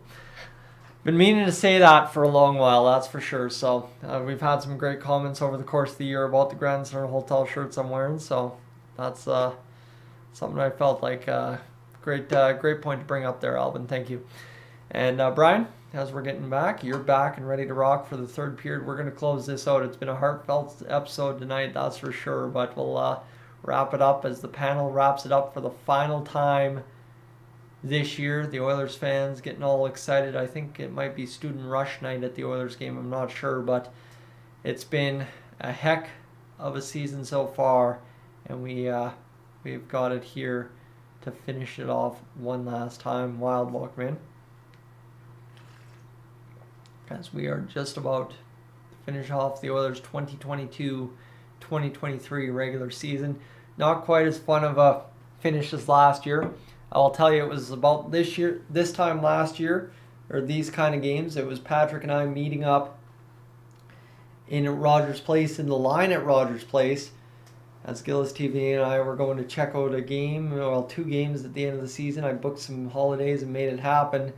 But that was a special finish to that season, and you know what, that was a huge get there, getting to meet Patrick at the end of the year. And now, obviously, you see what we've done over the course of this season. It's been dang special, and trust me, friends, I can't say much now, but you just wait for it. We got some special things down the pipe coming for you here soon. As we'll once more check on that watch time, because it is bugging me. It's getting dang close. Dang close to things here. 16:30. It's 5 point. Nope, messed that up. We are sitting at 142 hours, so we should be able to crush off by the end of the live stream. We should be able to crush off that 200-hour mark, that is for sure. Gav, what do I think of Derek Ryan and Yamamoto being on the small side for a long playoff run? I think in today's NHL, it actually might be a benefit for the Oilers. That's what I'd be assuming is, I would assume for the Oilers, a little bit of great size on the blue line, small forwards up front in the shape of Yamamoto and Ryan. Could work out, right? I know it's talking about size and space in the playoffs, but Yamamoto kind of has that way of reversing that when he gets going. So if he gets going, obviously Derek Ryan's just an all-around consummate pro out there, so we'll see if that at all changes things out here for the Edmonton Oilers. And Dean, only 6 likes on the stream. I think you're missing a 2. It's 62 right now, my friend. Or else you need to refresh. That is a possibility as well. Stanley Cup, here we come. Yeah, the Oilers excited. The Oilers fans jacked up for a potential at the Cup go here, as the draw date is round 1, game 2, whenever that ends up coming. I don't know how you're able to set a 50-50 like that, but obviously the Oilers and the Alberta Lottery Corp have been able to do that, so I guess what it is.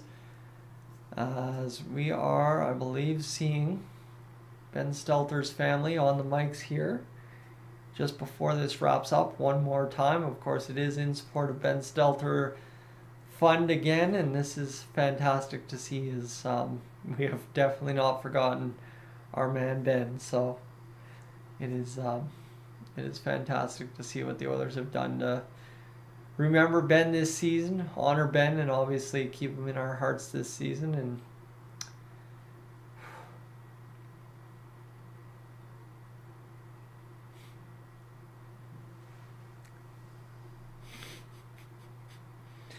still just as raw as it always has been, my friends, just as raw as it always has been. And I mean, hopefully we can have it just be this special again this year.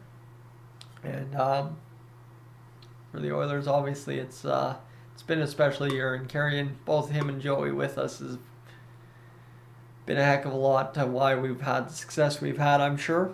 So that's where we find ourselves going into this one, friends.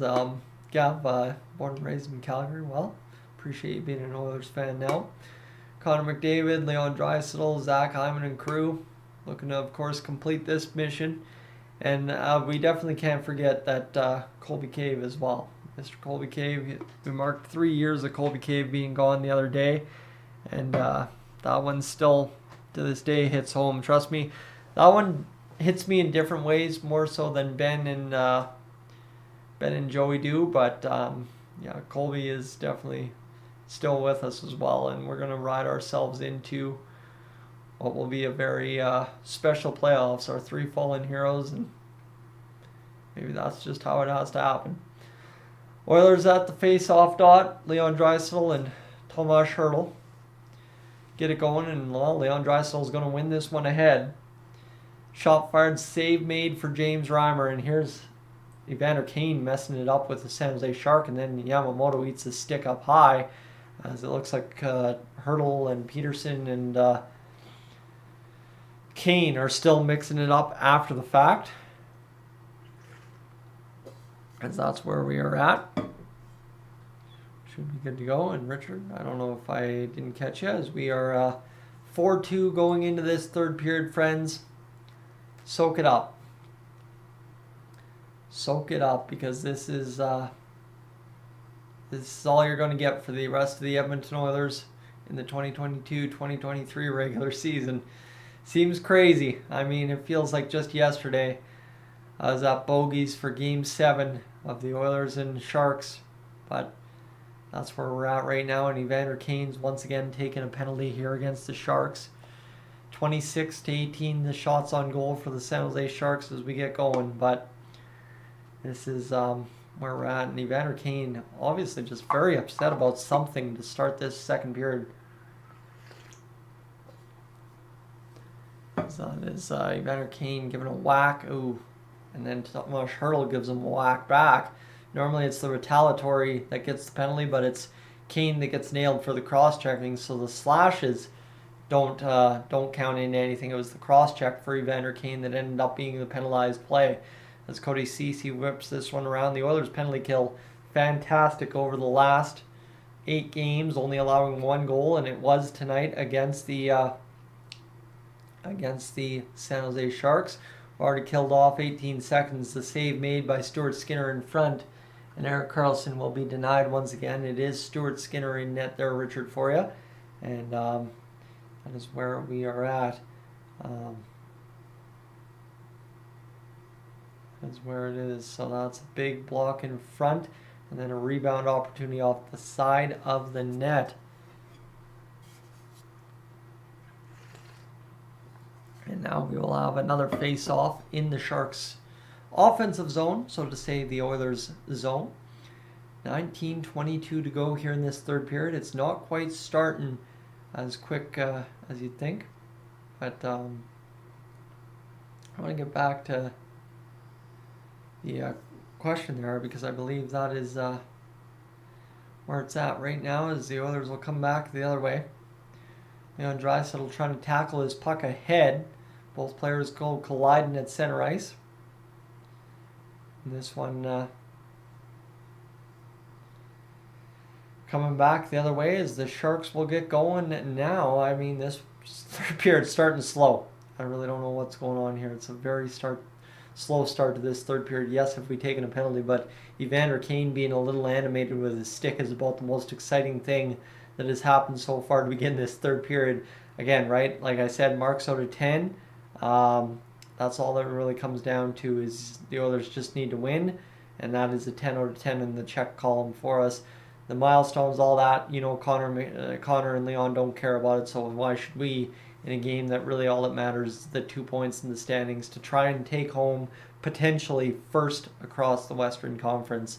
This one now, Thrun picking up the puck.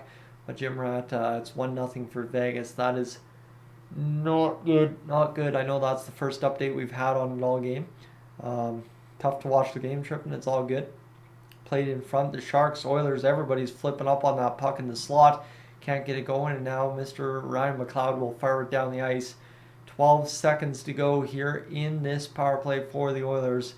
This is going to pretty much wrap things, or for the Sharks, sorry, this is going to pretty much wrap things up for the Oilers penalty kill. Is where I was going with that. The Brain's going a few miles a minute, and Scotty, the Seattle Kraken, just scored on themselves. Sounds on par. Sounds on par. Vegas up 1-0, just 10 minutes into that period. 4-2, the score here, and LA and Anaheim are tied at 1 apiece. So that one matters to Seattle. Doesn't matter to us, though. 17:20 remaining in our game here as the third period continues to wind down between the Oilers and Sharks, and finally it's starting to move along a little bit here. I've touched my nose again and refigured those mustache hairs, so that's where we're at. And this one's going here back behind as they continue to try and battle it free. The Oilers can't get the job done.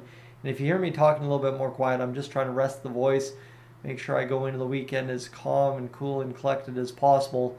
And then there to be said, we get amped up for Monday against whoever we face, or potentially Tuesday, as this one's played to the middle by James Reimer. Can't get it going. The Oilers will battle this one off the boards. Now back to the blue line, and this will be continuing to battle here for the Sharks. As they'll come back the other way. Puck played to the far side. The shot loaded up, blocked in front by Kulak, who I'm looking forward to having a good playoffs. I think he had a great playoffs last year from everything I remember, so hopefully he gets it going. And the Oilers' points percentage since January 11th is .795. That seems like a cherry-picked stat, but since January 11th, it is a 190 or 795 for the Oilers. That's crazy. And we are just about there, friends, to that mark. And the Western Conference, obviously the Colorado Avalanche can hit the 109 mark. The Oilers can hit the 109 mark, and the Vegas Golden Knights, should they win tonight, can hit the 111 mark. So we'll see what comes of it, as hopefully for the Oilers everything lines up. You know what, I don't want the Jets, but a chance to get another crack at the Jets, just to use that chat term. Another crack at the Jets in the playoffs and a chance to really go out there and show what we're made of. That would be fantastic. You know, the one thing we need to see in this game, if there's an empty net, we need to see one last thing this game, and that is a Vinny Desharnais goal. His first career to cap off his rookie season at age 26-27. That is the last thing that I really care about this season, would be Vinny Desharnais finishing this year with a goal on the column. That would be absolutely fantastic. I don't know how many of you are with me, but that would be fantastic if the Oilers could, of course, find a way to get Vinny Desharnais, an empty netter, to score his first career. And here comes the Oilers back the other way. Have not won this season when scoring 2 goals or less. Have the San Jose Sharks 0-32-3. That is ridiculous. I don't know if the Oilers have won many games scoring 2 or less goals. This one's shot save made in front by James Reimer.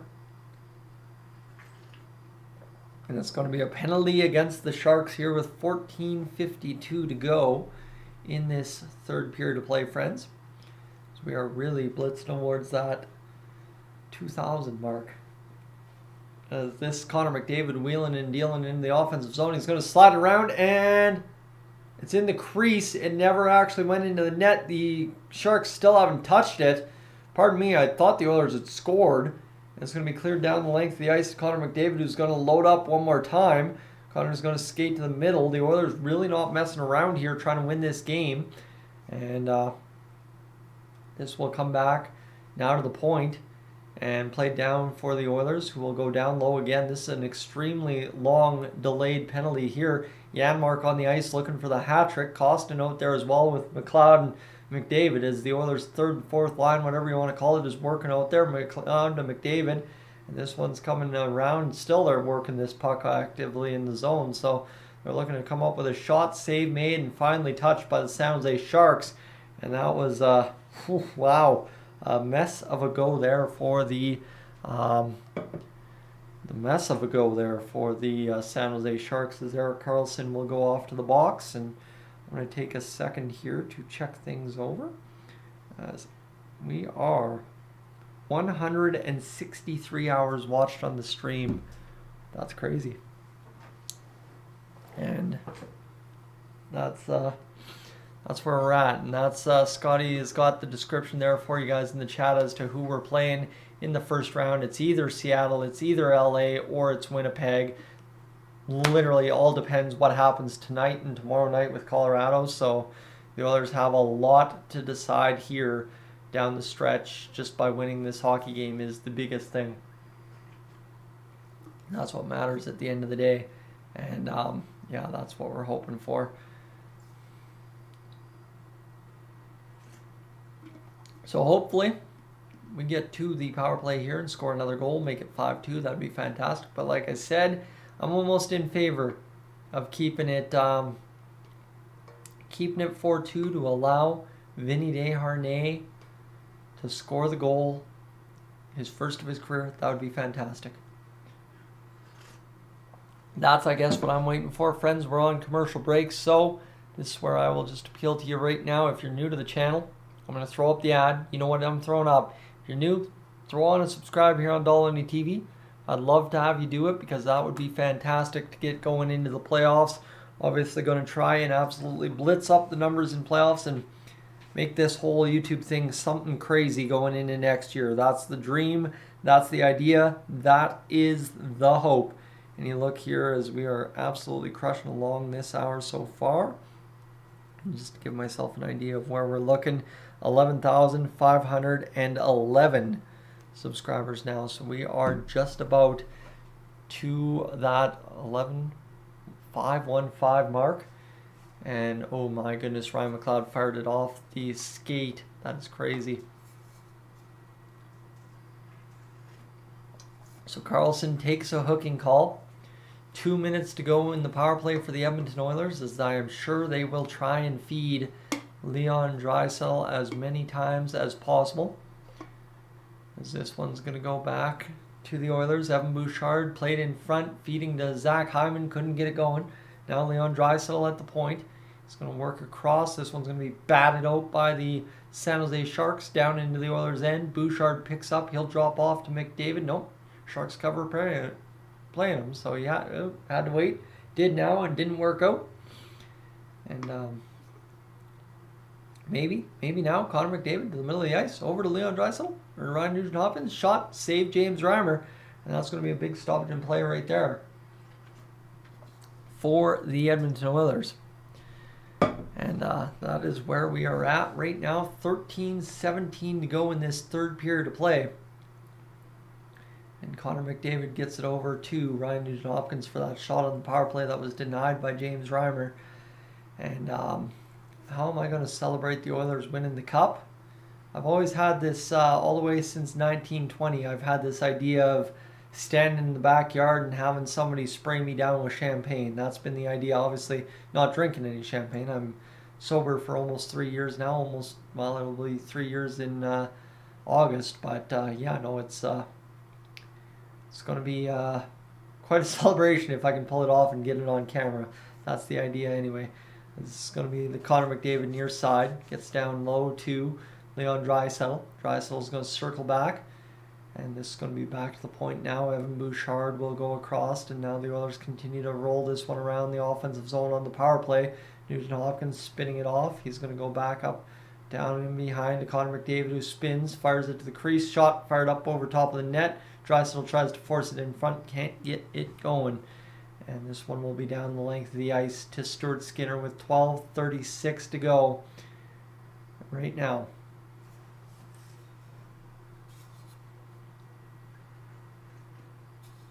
And down the length of the ice, it comes somehow on a hop to James Reimer, so that will be another stoppage in play. 12:25 to go in this third period of play, friends. The Oilers just try. Oh man, they just missed putting that on the side of the net. As that was a great pass there by McDavid to find Nugent-Hopkins, who put it just on the outside of the post. 37 seconds to go in this power play. Nugent-Hopkins needs one assist for number 400 in his NHL career. Well, now it has to happen, right? And on the Vinny Desharnais empty net goal, right? That's what we're looking for, right? That's what we're thinking. That's what we need. I hope so. As this one will go here for Matthias Ekholm. Ekholm will come back to the blue line. The shot fired, save made, kicked in front and scrambled.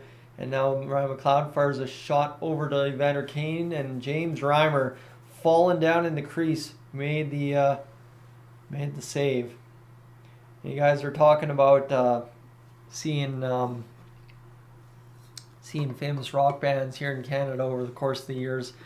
I will tell you, the one show that I did not appreciate enough in the time that I got to see live concerts at Imperial Place in Cold Lake is I got to be up in the media booth for the Tragically Hip when they went to Cold Lake to open up Imperial Place. And if you would have told me that things would have played out over the next few years like they did for the Tragically Hip and Gord Downie, that was going to be something that I would be so attached to after everything that kind of came together there over the course of those next few years. You know what? I should have appreciated the heck out of that, and I did not. And that's one of the biggest regrets of my life. I mean, I'm proud to say I watched that concert, absolutely, but in the moment, I wish I would have captured more in my brain of it, for sure. 11:27 to go here in this third period of play for the Oilers and Sharks. Really doesn't matter. Really doesn't matter. The Oilers are going to win this game. They're going to get 109 points. And if you're staying up late tonight, stay up late. Tell me in the comments section, either on this live stream or on the post game, what Vegas does. I'll wake up to it about 3 in the morning, and we'll talk about it in the morning. So that's where it is. But the shot fired towards the net. The Oilers still trying to scramble it up. Still on the stick of Brett Kulak, Vinny Desharnais. That's like the only reason I'm still invested in this game besides the win is Vinny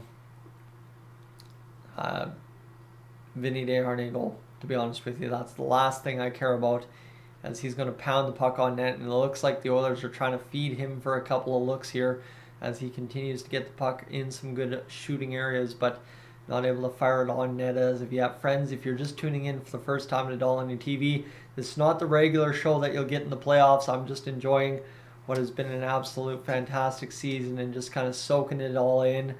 Loving the chats in the chat. I mean, you know what? At the end of an Edmonton Oilers season, I've done this for 5 years. At the end of an Edmonton Oilers series or season, live streaming the season finale, and we're talking about rock bands of yesteryear, and there ain't a single complaint in the chat. There isn't a single concern about the hockey game being played. There's no questions of where we're drafting, no questions on our lottery position, nothing like that. No questions of how doomed we are in the playoffs. It's completely undescribable how awesome I feel right now, to be honest with you. This is bar none one of the most emotional live streams I think I had. I knew that coming in. I had kind of set that up in my head, but this is just fantastic to be able to coast home on what is going to be win number 50 of the season in what has been one of, if not the best Oilers seasons I have ever gotten to watch. Obviously 05-06 will always rank number one, I think, just based on what it means to me personally as an Oilers fan, until the Oilers, of course, lift Lord Stanley this season. We got 9:19 to go here in the third period, and looks like we might have a TV timeout coming up, so that's where we are at. Friends, thank you so much for being aboard. I mean, I legitimately couldn't do this all season without you, right? Giving me someone to talk to, giving me a reason to stream, and you guys have rewarded me time and time again. If you'd be so kind, if you haven't already, as we head into the playoffs, we've got less than 10 minutes remaining in the regular season. Be so kind to hit that subscribe button. I mean, you watched it coming out of this start of the third period. The San Jose Sharks knew they were not going to win this game. They have showed really no interest in winning this game, and that's exactly what the Oilers wanted. They wanted to come in and beat them down as quick as possible, and that is exactly what has happened. So, and thank you so much for everything this year, guys. It's been special, and I mean, I hope I can only do it justice in the playoffs. That's really all that matters. And there we go, Jim Rat coming in with some big time news there for us. 1 1 between Vegas and Seattle. So there is still hope that the Oilers can get that number 1 spot in the Pacific Division. See, my man Clem has uploaded a video this afternoon. So what I'm going to ask you right now, is to hit that. I'm going to sit over here and send this over to you right now in the chat. See here if I can hit this for you right now.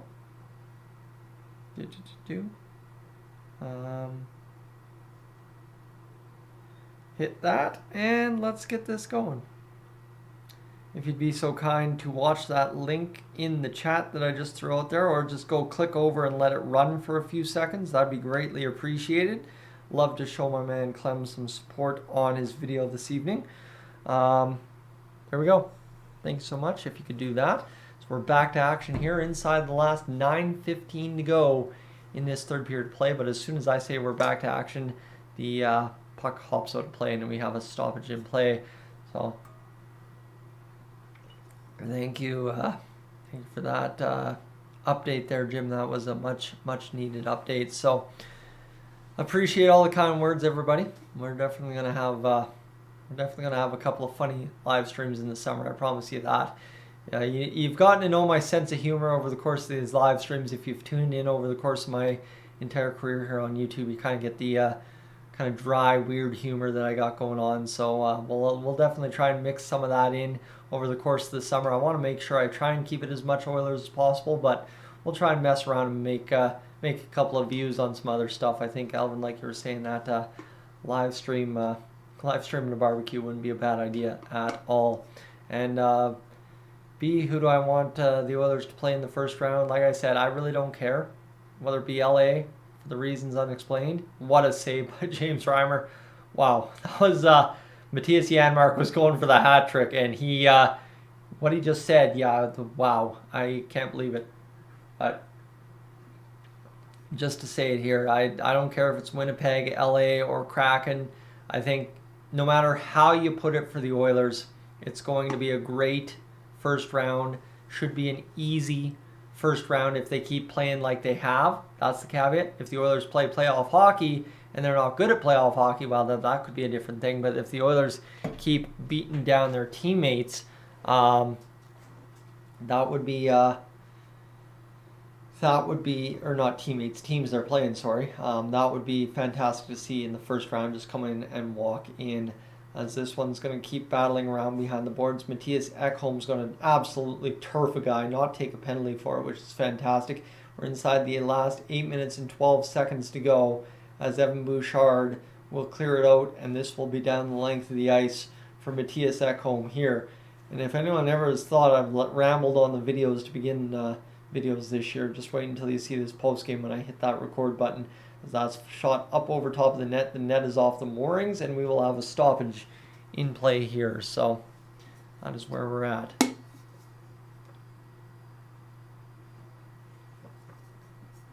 And that's Scotty, that's what I'd say. I think Seattle would be the easiest next to LA. Winnipeg will be the hardest in my opinion, just because Connor Hellebuck in the playoffs just is a whole different thing. There's some Oilers fans leaving already for some reason. They must be upset that they didn't get a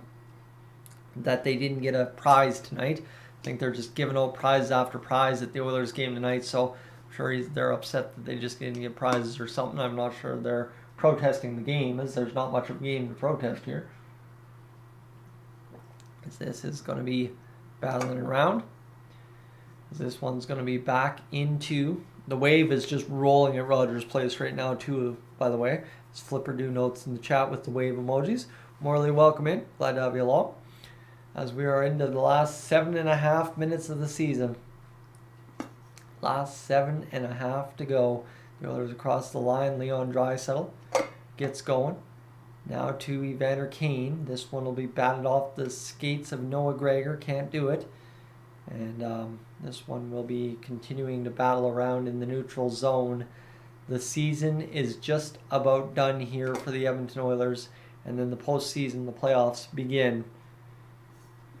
As this one comes down the length of the ice for an icing call, and the Oilers are just taking their time finishing off this game. We should finish up about 9:45, which means I should be able to go to bed about 10:15 tonight and get a good sleep. And we'll be good. As we should be ready to rock and roll. I spent a whole day with Tool 2019 Rogers Place VIP backstage on bus. All the tripping. That's sweet. That would be really cool. And I've seen some inner workings of some arenas over my lifetime, but that would be really, really cool. And friends, just as we're going, I'm just going to quickly take a second here to see what we can bundle up here. 5.3, 5.6, sorry, divided by 60. We are just about to that 200 view or 200 hour watch time. Just within another couple of 45 views or so, we should be able to do it. We are just about done this hockey game too. 6:54 to go in the third period. 30-28, and I am just hoping, friends. You got to get up out of here. All right, Justin, we will catch you later. But yeah, no, there isn't much left to really decide here for the Oilers. It's just a matter of who scores the last goal of the season on the empty netter, even if we score it. So that'll be where we're at. So everybody, if you're heading out at any point during the stream, know I appreciate you having been along for the final one of the year. It's been a great year, and we have playoffs around the corner starting Monday. Glad they didn't start them Sunday, because I don't want to come to work hungover on this Monday morning looking like I just got absolutely beat up. But hit of the game here for the Edmonton Oilers, and this is going to be in behind Matthias Ekholm right here, just absolutely leveling him. Yeah, that's the only hit of the game I've noticed for the Oilers, leveling Peterson into the boards. Good clean check. That is where we're at. That's 14-10, the hits for the Edmonton Oilers this period. This one will continue to battle down low. For the Oilers, as we're inside the last 6:20, it's a tie game between the Kraken and Golden Knights. So that's, for all of those of you that are going to stay up and care long enough, that's where we're at right now. To see what ends up coming here, as this one's going to come back into the Oilers' end. Now back behind the boards and into the neutral zone. 5:58 to go. As this one continues back to the near side point in the Oilers' end, and the Oilers are able to muscle it out. I don't think you'll see much of Connor McDavid and Leon Draisaitl down the stretch here, as it'll be what we'll see. As this one continues to battle around for the Oilers in the zone. Sorry, whatever I did to my mustache pregame, just absolutely messed it up. 5:28 to go here in this third period of play, as the Oilers battle this puck into the offensive zone. There is not much that is going to happen here for the Oilers and Sharks down the stretch in this third period of play, but I guess we'll just rally up and see what happens. 5:07 to go in the third period, as the boards seem to be glitching out a little bit here. This one comes back down in the Sharks' end, fired back into the neutral zone. 4:56 to go in the third period of play.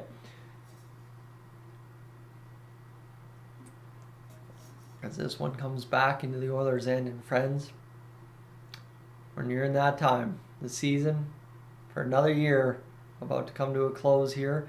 LA's up 2-1 against Anaheim, so that could cement them playing us should Vegas win. This one's going to be flipped back in.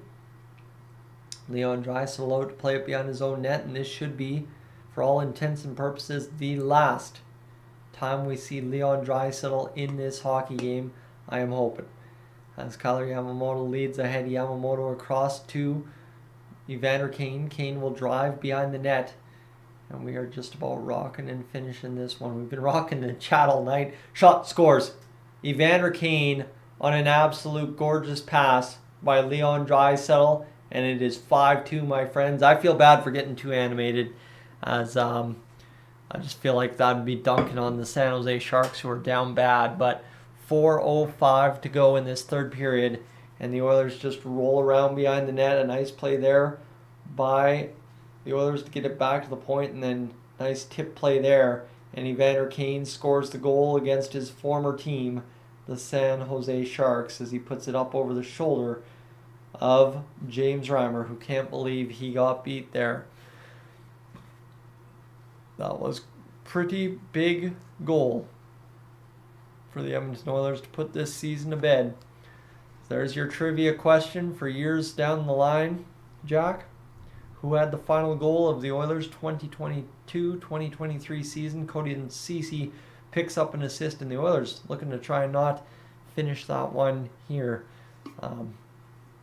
We'll see what ends up coming from it, as it is a 5-2 lead. Shot played to the middle of the ice there against the Sharks. Nothing really dangerous happening here for them, as they almost bobbled that puck, but they couldn't turn it over. And I appreciate your guys' fun with trying to stay away from the swear words. I always appreciate that. I love it. This one, with 3:16 to go here in this third period, we are just about done for the 2022-2023 season. Flipped into the Oilers zone one more time. Bukestad wraps it around the boards up high to Matthias Janmark. Vinny Desharnais will lead out, and he will come into the attack as he was drifting up. He wasn't sure if Nick Bukestad was coming in or not, and that is kind of how this one's going to finish, friends. The third and fourth line grinders, third and fourth line guys are just going to go out there and do their thing. And that's where we're at. I am ready to go to bed. Yes, indeed, Alvin. As anybody remember Meatloaf? Trust me, if I hear Paradise by the Dashboard Lights in the car ever again in my life, I'll be sitting there crying. Many road trips to Lac La Biche to go play ball. Many road trips anywhere when I was young, listening to Meatloaf Paradise by the Dashboard Lights. There's a couple of things in my former life I'd like to grab back, and that Meatloaf CD, trust me, that'd be one of them. 2:16 to go here in this third period. The Sharks, they haven't had a chance all period. They haven't had a chance all game. They've scored 2 goals, sure, but they did not have a shot of winning this game, just as they did not have a shot of doing anything this season, and that's where we're at. So, Nicholas, if the Kraken win, all heck breaks loose. The Oilers win the division.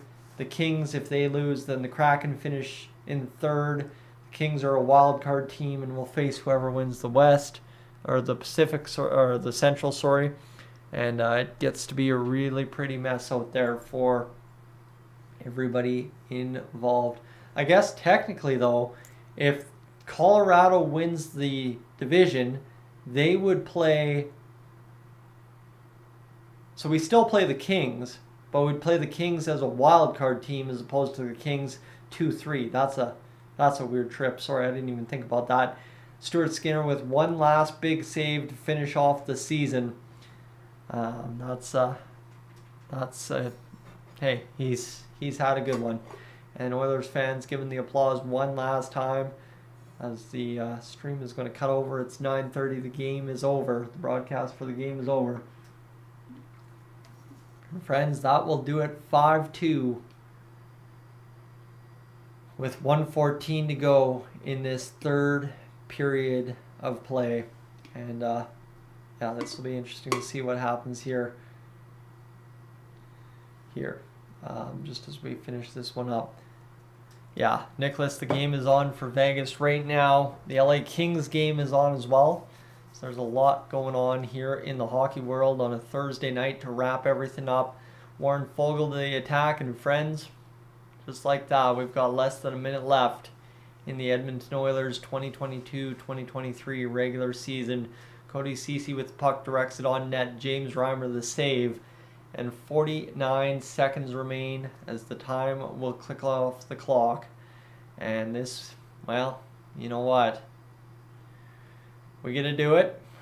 We're going to do it in style. Making Ben proud, making Joey proud, and I know Colby's smiling down on us as well. Last 30 seconds here to tick off.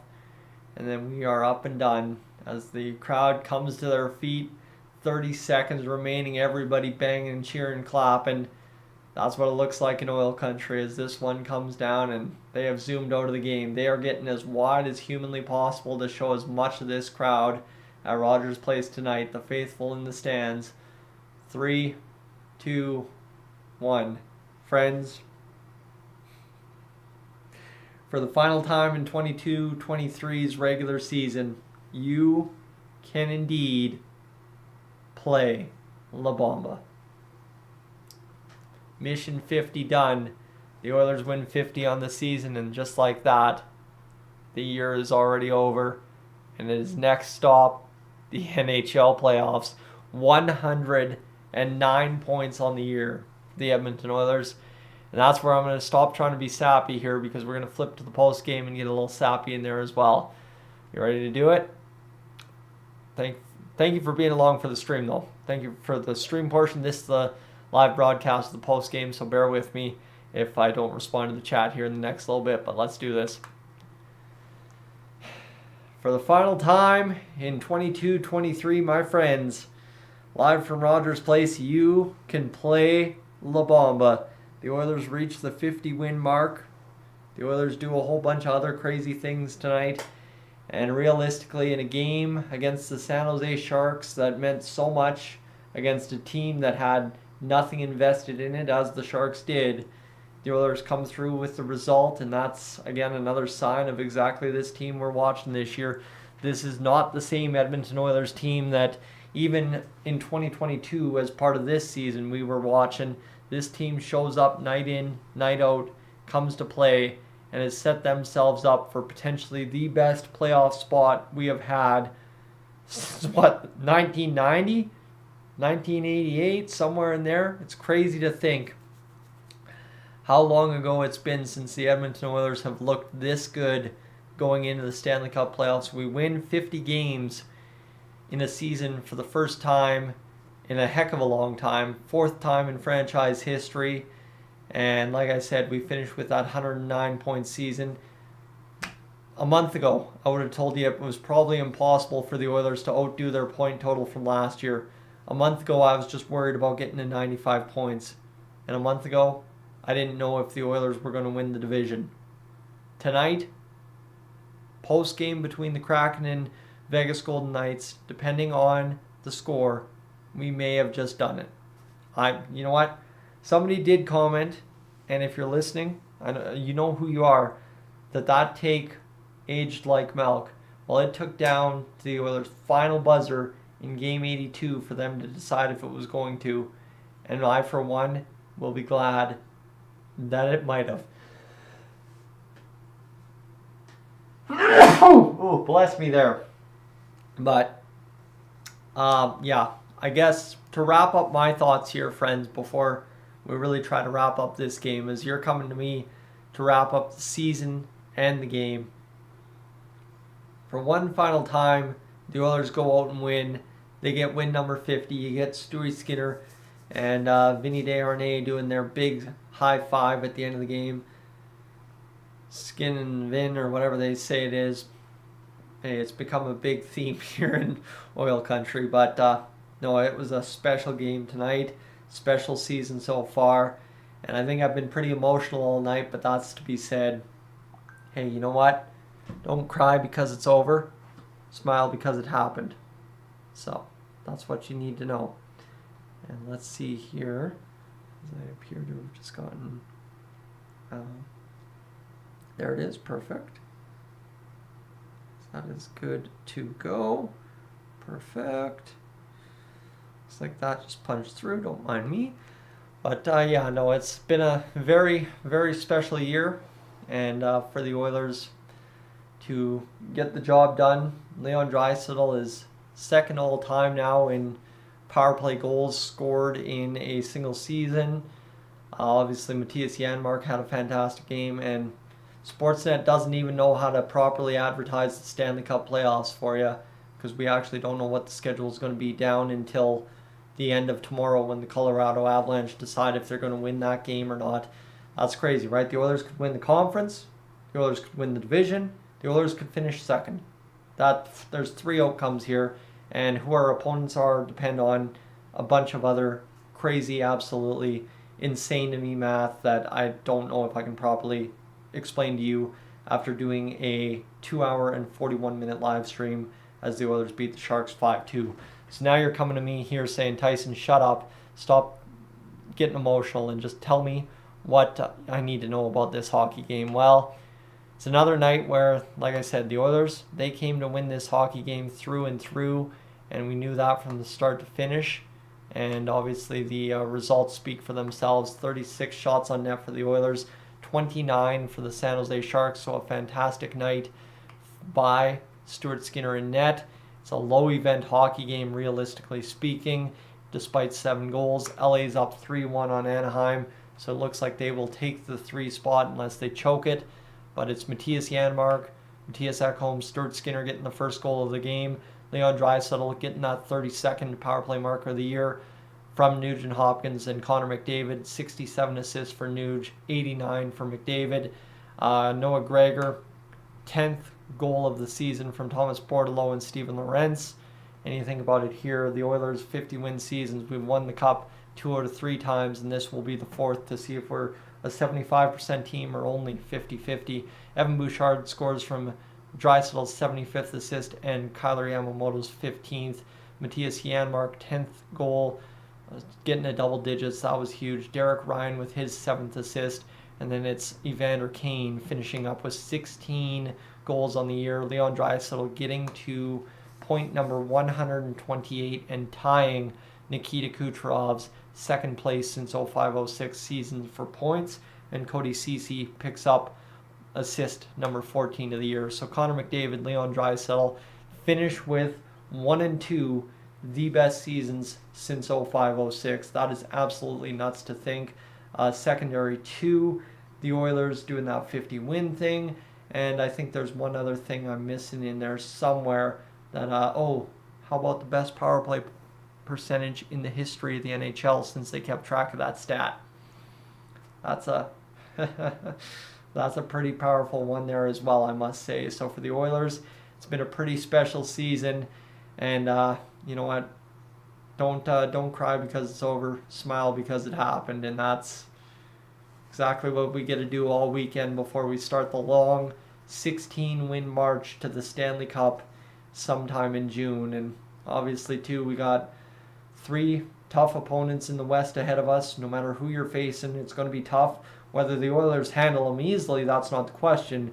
Right now, you got to get through them to eventually meet somebody from the East in the Stanley Cup final. And there's good reason that it would be Boston in the Cup final. There is good chance that it could again be the Carolina Hurricanes in the Cup final to face us. So it's interesting to see how that all wraps together. And I'm sitting here last night, or during the live stream tonight, figuring out why there's no graphics showing for who's next between Boston, Carolina, all that. Well, that would explain itself rather quickly. They've played 82 games. There's nobody left.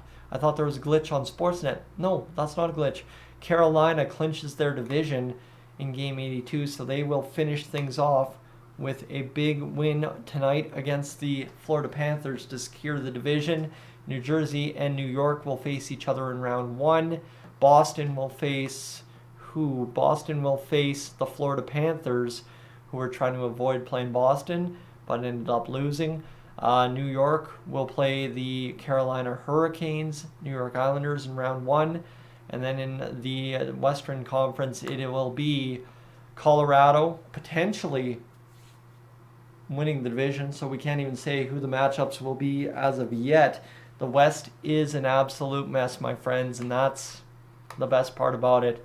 Guess what? Tomorrow night, when all is said and done, between the Colorado Avalanche and whoever they play tomorrow night, let's check the schedule. I will tell you when the video on Friday will be coming out to wrap everything up here. Might mess around and screw around and stream that. It's on Sportsnet now. That sucks. But Sabres and Blue Jackets doesn't matter. Avalanche and Predators is all that matters here tomorrow. And following that 8:50 finish, we will have the Friday night video to wrap it all up. Friends, for the final time in the 2022-2023 regular season, we'll put this back on because I got to say hats off to all you back home. Thank you so much for tuning in alongside me all season long here on the live streams and here on the post games that I've been able to do. And thank you for making this year the most special year in year 5 of doing this. And secondary to that said, Quite honestly, the best year of doing this so far. It was a real special moment in the live stream tonight to be able to sit there as the season's wrapping up in the final live stream, and nobody's stressing about the game. Nobody's saying, oh crap, this Oilers player sucks. Nobody's saying, who are we picking in the top 10? No, we're literally talking about rock bands of yesteryear in the chat from pretty much midway through the second period to the end of the game. And that is where we are at. That is where we have come to as a fan base with this Edmonton Oilers team this year. It is amazing, friends. It is absolutely amazing. So thank you so much for the ride this year, and bigger and better things coming in the playoffs. That much I promise you. I'm Tyson. This is Dolynny TV. I am up on out of here. And to you, my friends watching the live stream, this is where I bid you adieu. It's been a fantastic night this evening. Thank you so much for spending the entire post game with me. I see I've still got 91 of you live with me now. We'll spend the playoffs together as well, and then all of a sudden the live streams will kind of quiet down for a couple of months until we get to free agent frenzy and obviously the draft as well. I definitely want a piece of that Bedard action, but we'll get there in a couple of months' time after a Stanley Cup parade somewhere in Ice District. All right, friends, have a great rest of your night.